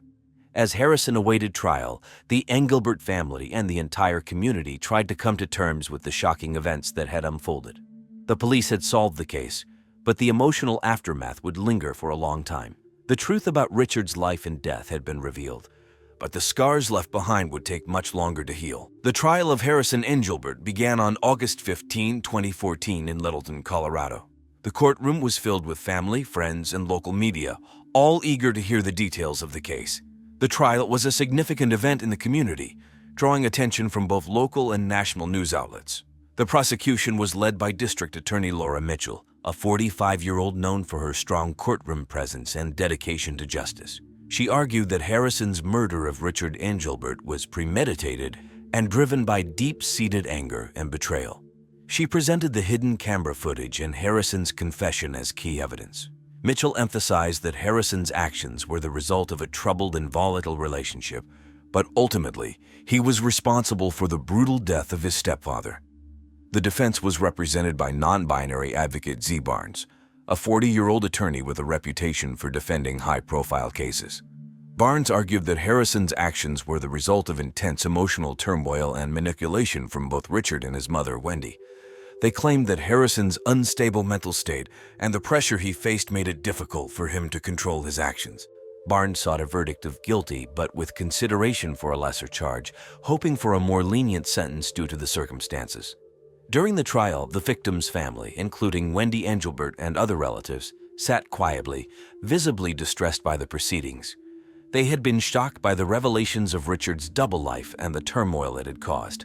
Their emotional reactions were palpable as they listened to the details of the affair and the murder. On September 5, 2014, the jury returned with a verdict. Harrison Angelbert was found guilty of second-degree murder. The jury determined that while Harrison had acted in a fit of rage, the killing was not premeditated. The decision was met with mixed reactions. Some felt the verdict was just, given the emotional and psychological factors involved. Others felt it was too lenient, given the brutality of the crime. Harrison was sentenced to 25 years in prison without the possibility of parole. The sentencing brought a sense of closure to the case, but the pain and trauma for Richard's family were far from over. The Angelbert family struggled to find peace, knowing that Richard's death had been caused by someone so close to them. The trial's impact extended beyond the courtroom. It forced the community to confront the hidden realities of betrayal and manipulation, leaving a lasting mark on Littleton. As the case concluded, the Angelbert family and the town of Littleton began the difficult process of healing from the shocking events that had unfolded. After the trial of Harris and Angelbert concluded in September 2014, life in Littleton, Colorado, slowly began to return to normal, but the impact of the case lingered. The community, deeply shaken by the brutal murder of Richard Angelbert and the subsequent revelations, faced a long process of healing and adjustment. Harrison Angelbert, now serving a 25-year prison sentence, remained in the Colorado Department of Corrections. His life behind bars was marked by the same struggles he faced outside, dealing with his own emotions and the consequences of his actions. In prison, Harrison was reportedly quiet and withdrawn, focusing on completing his education through available programs. He used the time to reflect on his past decisions and seek counseling for his emotional issues. Wendy Angelbert, Richard's wife, had her own challenges to face. The trial had exposed her knowledge of Richard's affair and her manipulative actions, which had a significant impact on her personal and professional life. The scandal affected her candidacy for school superintendent, a position she had been campaigning for diligently. Despite her previous efforts to present a perfect image, the revelations led to her withdrawal from the race. Wendy tried to rebuild her life away from the public eye, seeking therapy to cope with the emotional fallout and to address the impact of the scandal on her reputation. In the months following the trial, Littleton began to move forward, though the scars of the case remained. The community held memorials and support events to honor Richard Angelbert's memory and to support those affected by the crime. The Angelbert family's tragedy served as a sobering reminder of the hidden struggles that can lie behind closed doors. As life resumed its normal pace, the case remained a poignant chapter in Littleton's history, a reminder of the deep impact of betrayal and violence on individuals and communities alike. The story of Richard Angelbert's murder is a tragic reminder of the complexities and hidden secrets that can lurk beneath the surface of seemingly perfect lives. It's a tale of manipulation, deceit, and the devastating consequences of living a double life. The victim in this story is Henry Lan, a 57-year-old successful CFO of Blue Shield, one of the largest insurance companies in the state of North Carolina. Henry was a pillar of the community, living in a $1.2 million colonial-style mansion in the affluent neighborhood of Governor's Club in Chapel Hill, North Carolina. Married to Audrey Lan, a former Miss Massachusetts, for 30 years. Henry relished his role as a devoted father. He had raised 3 children, Alex, Ben, and Claire, all of whom had gone on to attend prestigious Ivy League colleges. Henry was known for his unwavering dedication to his family and his impeccable work ethic. He was a devout Catholic, the generous philanthropist, and a respected leader in his field. He was 57 years old and in the prime of his life. But in January of 2009, Henry's life would take a tragic turn. Henry Lan would be found dead in his own home under circumstances that baffled investigators. The once idyllic image of his life would begin to unravel, revealing hidden secrets and complex relationships. Who killed Henry Lan and why? How did the killer get into his secure home, and how did he escape without leaving any traces? What secrets did Henry hide behind his perfect facade, and what clues did he leave behind? This is the story of Henry Lan, a man who had everything and lost it all in a matter of seconds. The morning of January 19, 2009 was supposed to be a normal day for Henry Lan, a 57-year-old CFO of a leading insurance company in Chapel Hill, North Carolina. He had woken up early, as usual, and headed to his home office to check his emails and prepare for a conference call. He had a busy schedule ahead of him, but he was looking forward to spending the weekend with his wife, Audrey, who was returning from a trip to Boston to visit her sister. But Henry's plans were abruptly cut short by a deadly intruder. Sometime between 8 and 9 a.m., someone entered Henry's office through a broken window on the ground floor of the building. The intruder climbed the stairs to the second floor, where Henry's office was located, and shot him once in the chest with a 9mm handgun. The bullet pierced Henry's heart, killing him instantly. The intruder then fled the scene, leaving behind no clues or motives. Henry's body was discovered by Audrey, who arrived home around 9:30 a.m. She had taken a taxi from the airport, as Henry had told her he would be busy and couldn't pick her up. She entered the house through the front door, using her spare key, and called out for Henry. When she got no answer, she went upstairs to his office, thinking he might be on the phone. She opened the door and saw him slumped in his chair, blood staining his shirt. His computer was still on, showing a Word document with some financial figures. She screamed and called 911. The police would arrive within minutes and cordoned off the crime scene, baffled by the motiveless murder of Henry Lan. Who would want to kill such a successful and beloved person? Was it a random act of violence or a carefully planned assassination? And how did the killer manage to escape without being seen or heard? These were the questions that haunted everyone as they tried to unravel the mystery of Henry's death. As the news of Henry Lan's death spread, the Chapel Hill community was stunned and saddened. Henry was a respected and successful CFO of a major insurance company, as well as a loving husband and father of 3. He had no known enemies or troubles, and his life seemed perfect. Who would want to kill him, and why? The police, led by Detective George Drankles, were determined to find out. They arrived at Henry's house shortly after his wife, Audrey, called 911. She'd have found him dead in his home office, shot in the chest, with his computer still on. She had just returned from a trip to Boston, where she had visited her sister. She told the police that Henry had stayed behind to work and that they had spoken on the phone the night before. She said he sounded normal and happy and that he had no plans to meet anyone that morning. The police searched the house and the office, looking for clues. They found no signs of forced entry, except for a broken window on the ground floor near the back door. The window was covered by a curtain, and the police speculated that the killer had used it to enter and exit the building. However, nothing was missing or disturbed. Henry's wallet, laptop, cell phone, and other valuables were all in place. The police also found no fingerprints, DNA, or other traces of the killer. The only piece of evidence they had was the bullet that had killed Henry. It was a 9mm round, fired from a handgun. The police ran a ballistics test, hoping to match it to a registered weapon, but the results came back negative. The gun was either unregistered or had been modified to avoid detection.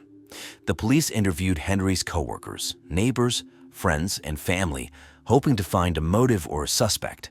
They learned that Henry was a hard-working and honest businessman who had worked for the same insurance company for over 20 years. He had risen through the ranks to become the CFO, earning a 6-figure salary and a reputation for integrity. He had no conflicts or disputes with anyone at work, as far as anyone knew. He was also a devoted family man who had raised 3 children with Audrey, his wife of 30 years. All of his children had graduated from Ivy League colleges and were pursuing their own careers. Henry had a close relationship with all of them and was proud of their achievements. He also had a large circle of friends who described him as generous, kind, and fun-loving. He had no vices or secrets as far as anyone knew. He was a model citizen who had everything to live for. The police were baffled by the seemingly motiveless murder of Henry Lan. They had no leads, no suspects, no witnesses. Just a dead body, a bullet, and a broken window. They had a mystery that defied explanation and a case that would haunt them until it was solved. As the police searched for clues and motives in the murder of Henry Lan, they turned their attention to his wife, Audrey Lan. Audrey, a 52-year-old homemaker and mother of 3, had been married to Henry for 30 years. Audrey had supported Henry's career while raising their 3 children who had all followed in their father's footsteps and attended Ivy League colleges. Audrey and Henry seemed to have a happy and stable marriage with no signs of trouble or infidelity. Audrey had an alibi for the morning of the murder. She had been in Boston visiting her sister, who had recently undergone surgery for cancer. She had flown back to Chapel Hill on the same day, taking a taxi from the airport to her house. She had found Henry's body in his home office and had immediately called 911. She had been hysterical and inconsolable, according to the first responders. She had cooperated with the police and had given them access to her phone, laptop, and bank accounts. She had nothing to hide, she had said. But the police had a nagging suspicion that Audrey was not telling the whole truth. They had learned that Henry had a life insurance policy worth $1 million and that Audrey was the sole beneficiary. They had also discovered that Audrey had secretly taken out a second mortgage on their house without Henry's knowledge. She had accumulated a large debt due to her addiction to online gambling. She'd been playing poker and slots on various websites, such as PokerStars and Full Tilt Poker, using fake names and credit cards. She had lost thousands of dollars and had been unable to pay back her loans. She had been desperate for money, a way out of her financial troubles. The police confronted Audrey with their findings and asked her to take a polygraph test. Audrey agreed, but failed the test miserably. She had lied about her gambling problem and her debt. Audrey Lane, the seemingly devoted wife and mother, had turned out to be a troubled addict. She had shocked and devastated her family, friends, and community. She can become the prime suspect in the case of Henry Lane's murder. The police were puzzled by the murder of Henry Lane, a successful and respected CFO of a large insurance company in Chapel Hill, North Carolina. They had only a dead body, a bullet, a broken window, and a mystery that seemed unsolvable. But then a breakthrough. The police discovered a hidden folder on Henry's computer, containing a trove of emails, photos, and documents. The folder revealed a shocking secret. Henry had another wife, whom he had married 10 years ago and whom he had kept hidden from his first wife, Audrey. The other wife was Jill Miller Lane, a 51-year-old manager of a kindergarten in Raleigh, a city about 30 miles away from Chapel Hill. The police tracked down Jill and confronted her with their findings. Jill was shocked and devastated, not only by Henry's death, but also by his deception. She had no idea that he had another wife and family, who he had never mentioned to her. She had believed that he was divorced and that she was his only wife. She had trusted him and loved him and had no reason to doubt him. She had no involvement in his murder, she swore. According to Jill, she had met Henry online on a dating website called Harmony, where they had both lied about their marital status. They had fallen in love and had eloped in Las Vegas. Without telling anyone, they had rented an apartment in Raleigh where they had lived together on weekends, while Henry worked in Chapel Hill during the week. Jill had 2 children from a previous marriage, whom Henry had treated as his own. He had paid for their education, their hobbies, and their vacations. He had been a loving husband and a caring stepfather, according to Jill. The police interrogated Jill and searched her apartment. They found no evidence of foul play or any connection to the killer. They also verified her alibi for the morning of the murder. She had been at work at the kindergarten, where she had several witnesses. She had a clean record and no criminal history. She had no motive or means to kill Henry. Jill Miller Lane, the second wife of Henry Lane, had turned out to be an innocent victim of his lies. She had been duped and betrayed by the man she loved, who had led a double life. She had shocked and confused the investigators, who had to look elsewhere for answers. She had added a new twist to the case of Henry Lane's murder. As the investigation into Henry Lane's murder continued, the police uncovered another shocking revelation. Henry had a third wife, Tonya Sanchez, a 22-year-old nursing student at the University of North Carolina. Tonya and Henry had met at a Starbucks near the campus in September 2008 and had a whirlwind romance. Henry proposed to Tonya in December, and they eloped to Las Vegas on New Year's Eve. Tonya was blissfully unaware of Henry's other marriages and believed she was his one and only love. According to her, she had lived in a small apartment, while Henry had visited her sporadically, telling her he was busy with work. Tonya had believed that Henry was divorced and that she was his only wife.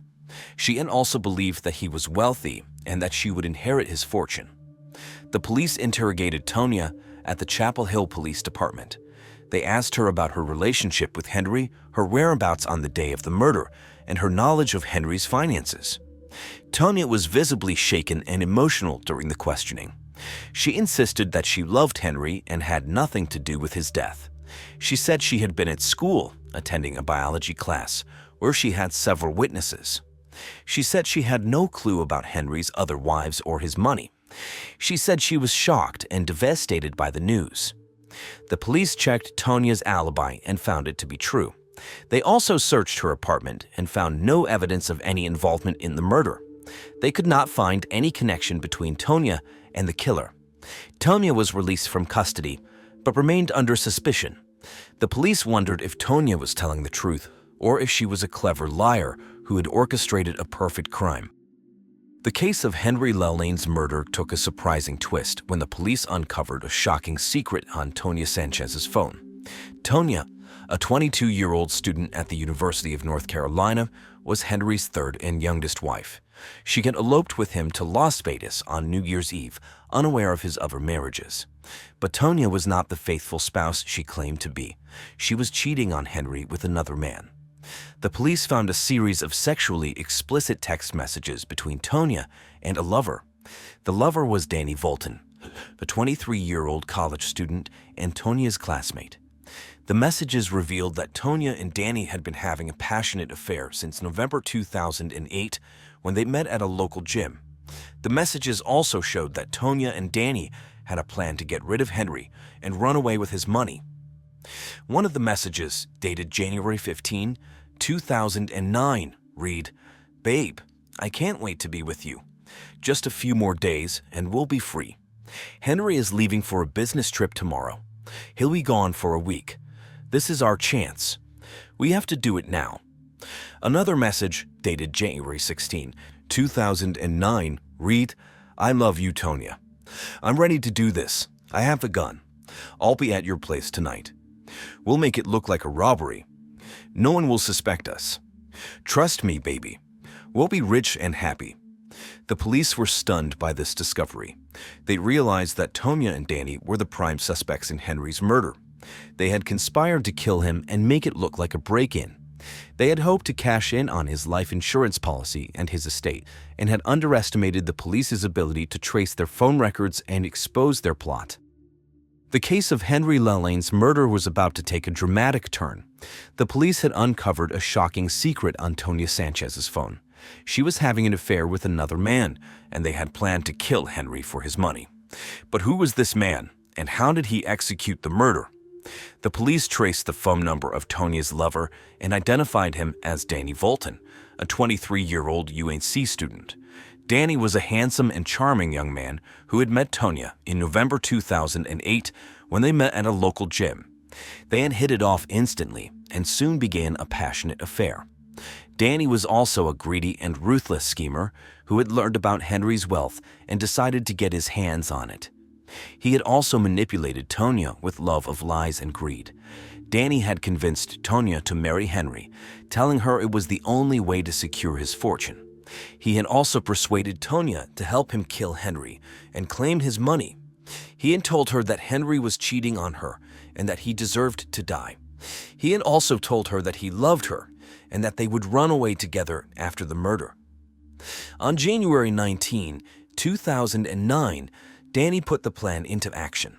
He drove to Henry's house in Chapel Hill, armed with a gun he had bought online. He found Henry in his home office, working on his computer. He shot him once in the chest, killing him instantly. Then he left the scene, making sure to leave no traces behind.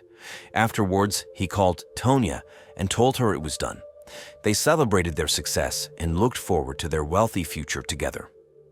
But their future was short-lived. The police traced Danny's phone and found him at his dorm room. They arrested him and searched his room.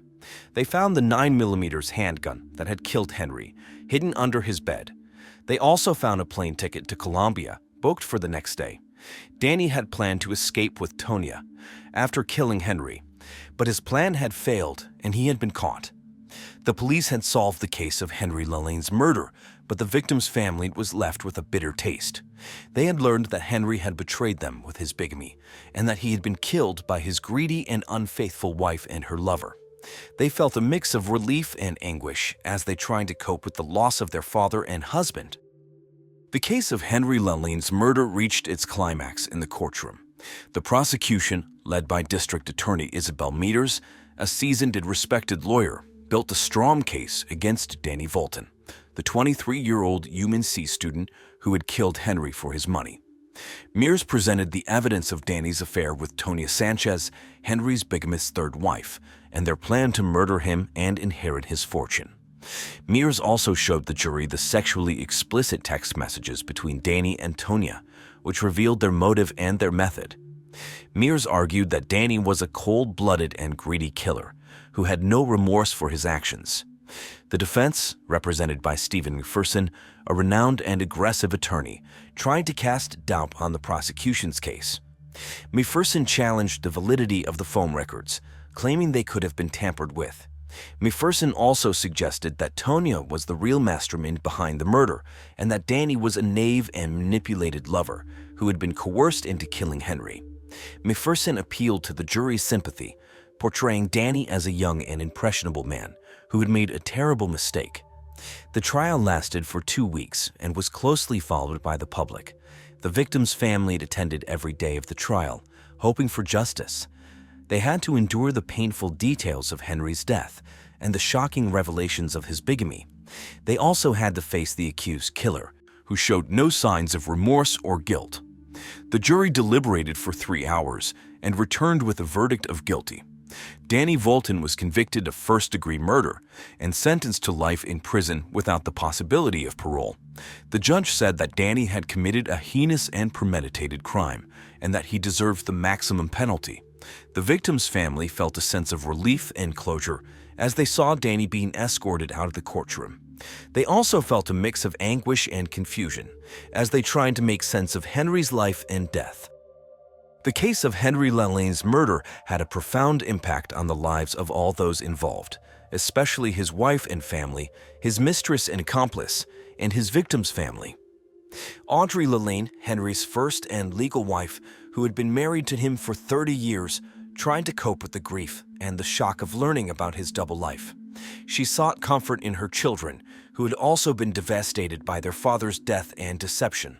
She also sought counseling for her gambling addiction and joined a support group for widows. She hoped to find peace and forgiveness and to move on with her life. Jill Miller Lane, Henry's second wife, who had been married to him for 10 years, also struggled to deal with the pain and the anger of being lied to and cheated on. She focused on her children, who had lost their stepfather, who they had loved and respected. She also focused on her work as the manager of a kindergarten in Raleigh, where she found joy and purpose in helping young children. She hoped to heal and to find love again and to put the past behind her. Tonia Sanchez, Henry's third and youngest wife, who had been married to him for 6 months, faced the consequences of her actions and her choices. She had been an accomplice to murder and had betrayed and killed the man she had married. She had also been betrayed and used by her lover, Danny Volton, who had manipulated her into helping to kill Henry. She returned to her home country of Colombia without a degree from UNC. She had only regret and remorse and the knowledge that she had wasted her life. The community, which had been shocked and saddened by the murder, tried to recover and to learn from the tragedy. They realized that appearances can be deceiving and that people can have dark and hidden sides.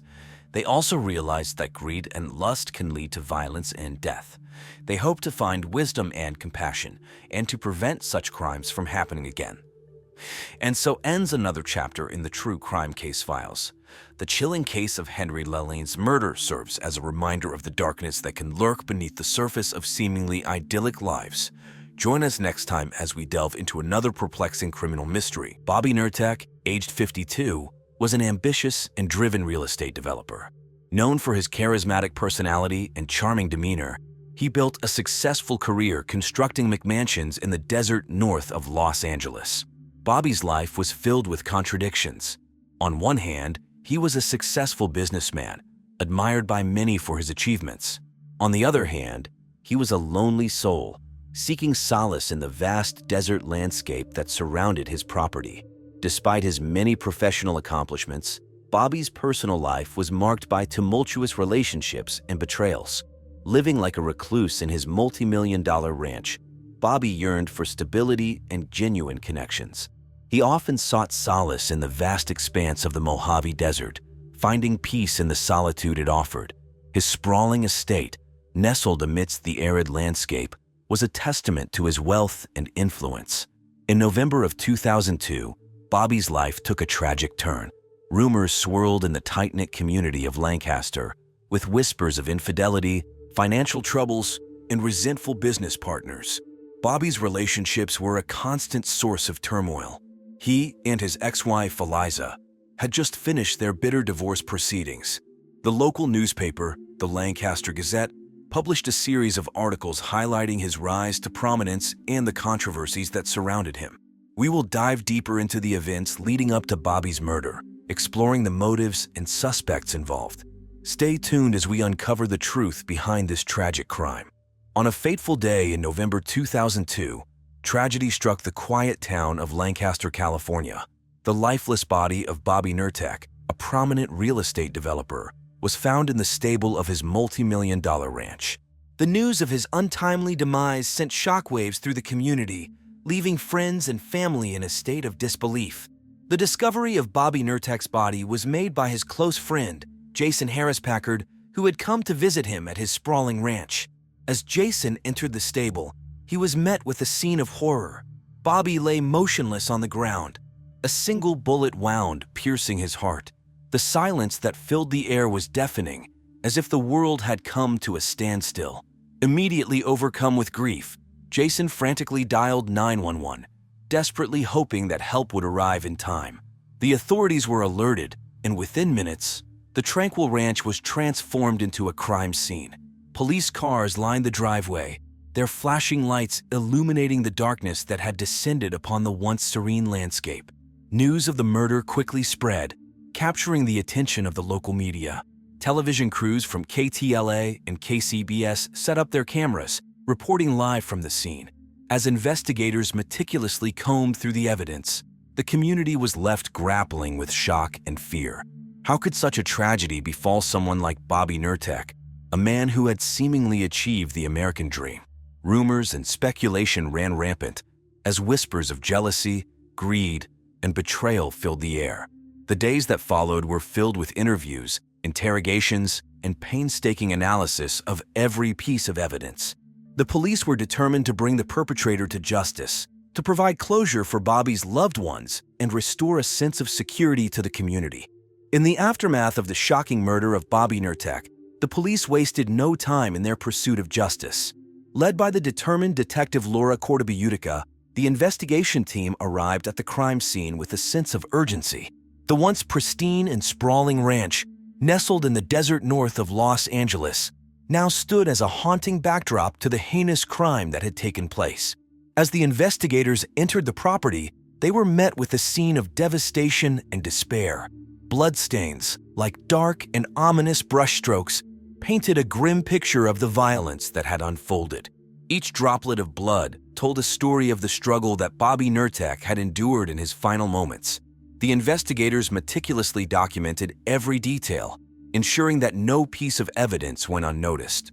The police team methodically combed through the ranch, searching for any clues that could lead them to the identity of the killer.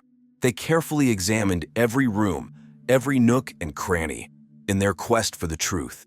The air was thick with tension as they meticulously collected fingerprints, DNA samples, and any other potential evidence that could help solve the case. Outside the ranch, the investigators discovered a gun in a nearby gully. The weapon, a cold and deadly instrument, held the key to unlocking the mystery behind Bobby Nerk's untimely demise. It was carefully bagged and tagged, ready to be sent to the forensic lab for analysis. As the investigation unfolded, the police reached out to the media for assistance. News outlets, such as the local Lancaster Gazette and the Los Angeles Times, reported on the case, urging anyone with information to come forward. The community was gripped with fear and curiosity, eager to see justice served for the beloved real estate developer. The investigation into the murder of Bobby Nerk took a dramatic turn when the focus shifted to his ex-wife, Eliza Nerk. Eliza, age 38, was a marketing consultant in the San Fernando Valley and had a history of manipulative behavior. The police, armed with this information, began to dig deeper into her life, hoping to uncover any potential motive for the heinous crime. Eliza and Bobby's marriage was far from picture perfect. Their tumultuous, decade-long relationship was marred by accusations of infidelity and betrayal. Bobby had claimed that Eliza had cheated on him numerous times, leaving him feeling hurt and betrayed. These allegations were further compounded by Eliza's manipulative nature, which Bobby had often pointed out. The police believed that these factors could have driven Eliza to commit such a heinous act. Detective Laura Cordabiutica, the lead investigator on the case, wasted no time in interrogating Eliza. The questioning took place in a small, dimly lit room, with the tension palpable in the air.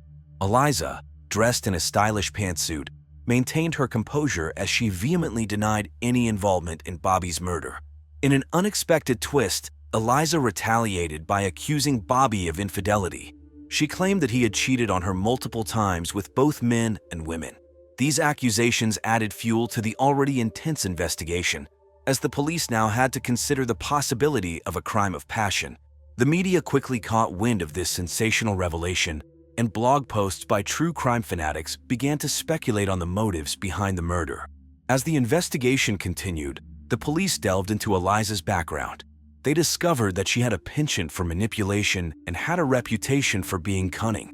Eliza's clients, who had worked with her in the past, spoke of her ability to twist situations to her advantage and manipulate those around her. These insights into Eliza's character only deepened the suspicion surrounding her involvement in Bobby's murder. The investigation into the murder of Bobby Nerk was far from over, and the police were determined to uncover the truth.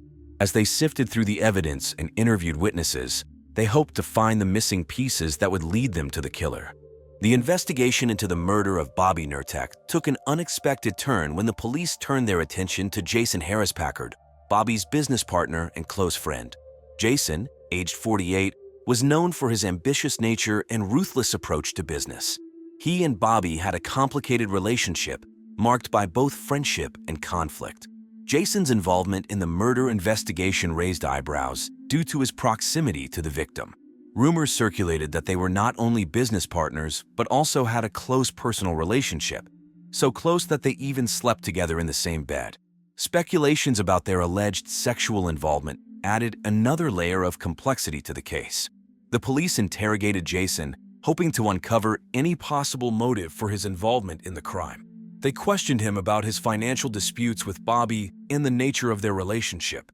Jason, torn between grief and suspicion, vehemently denied any participation in a sexual relationship with Bobby or in the murder.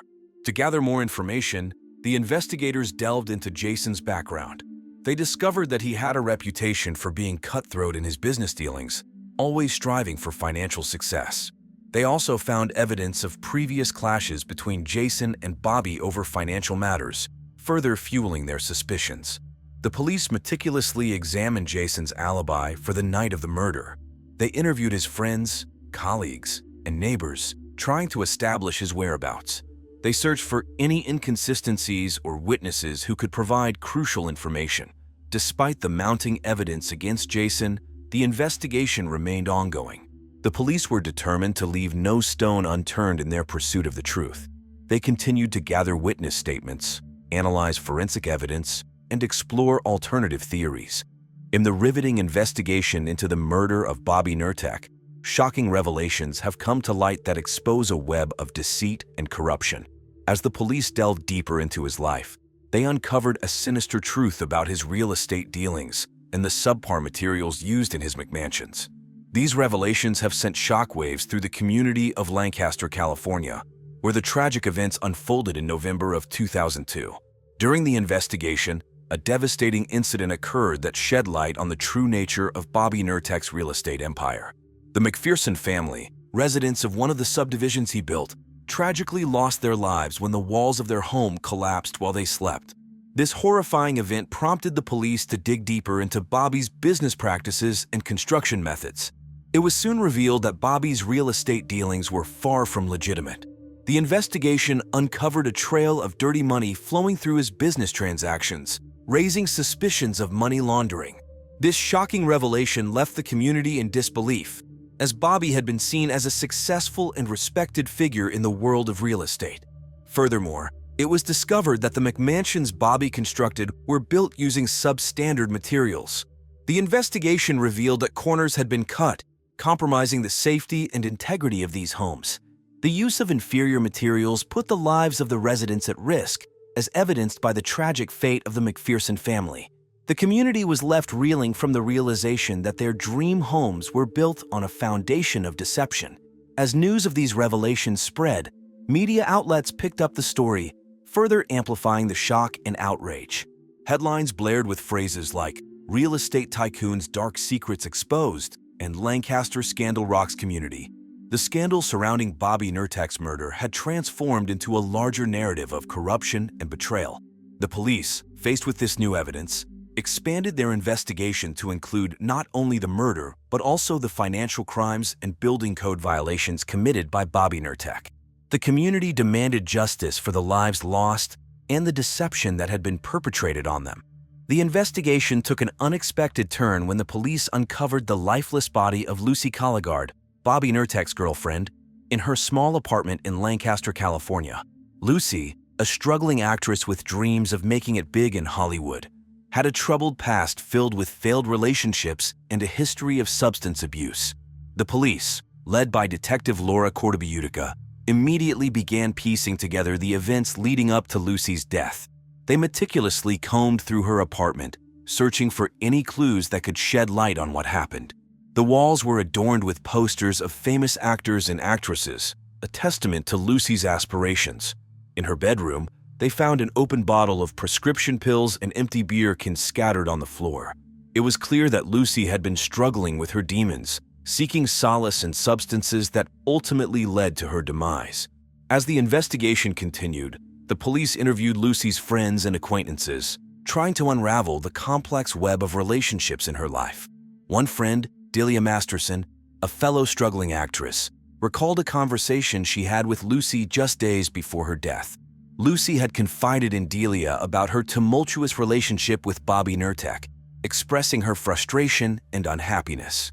Delia mentioned that Lucy had been receiving threatening messages from an unknown person, adding to her already fragile state of mind.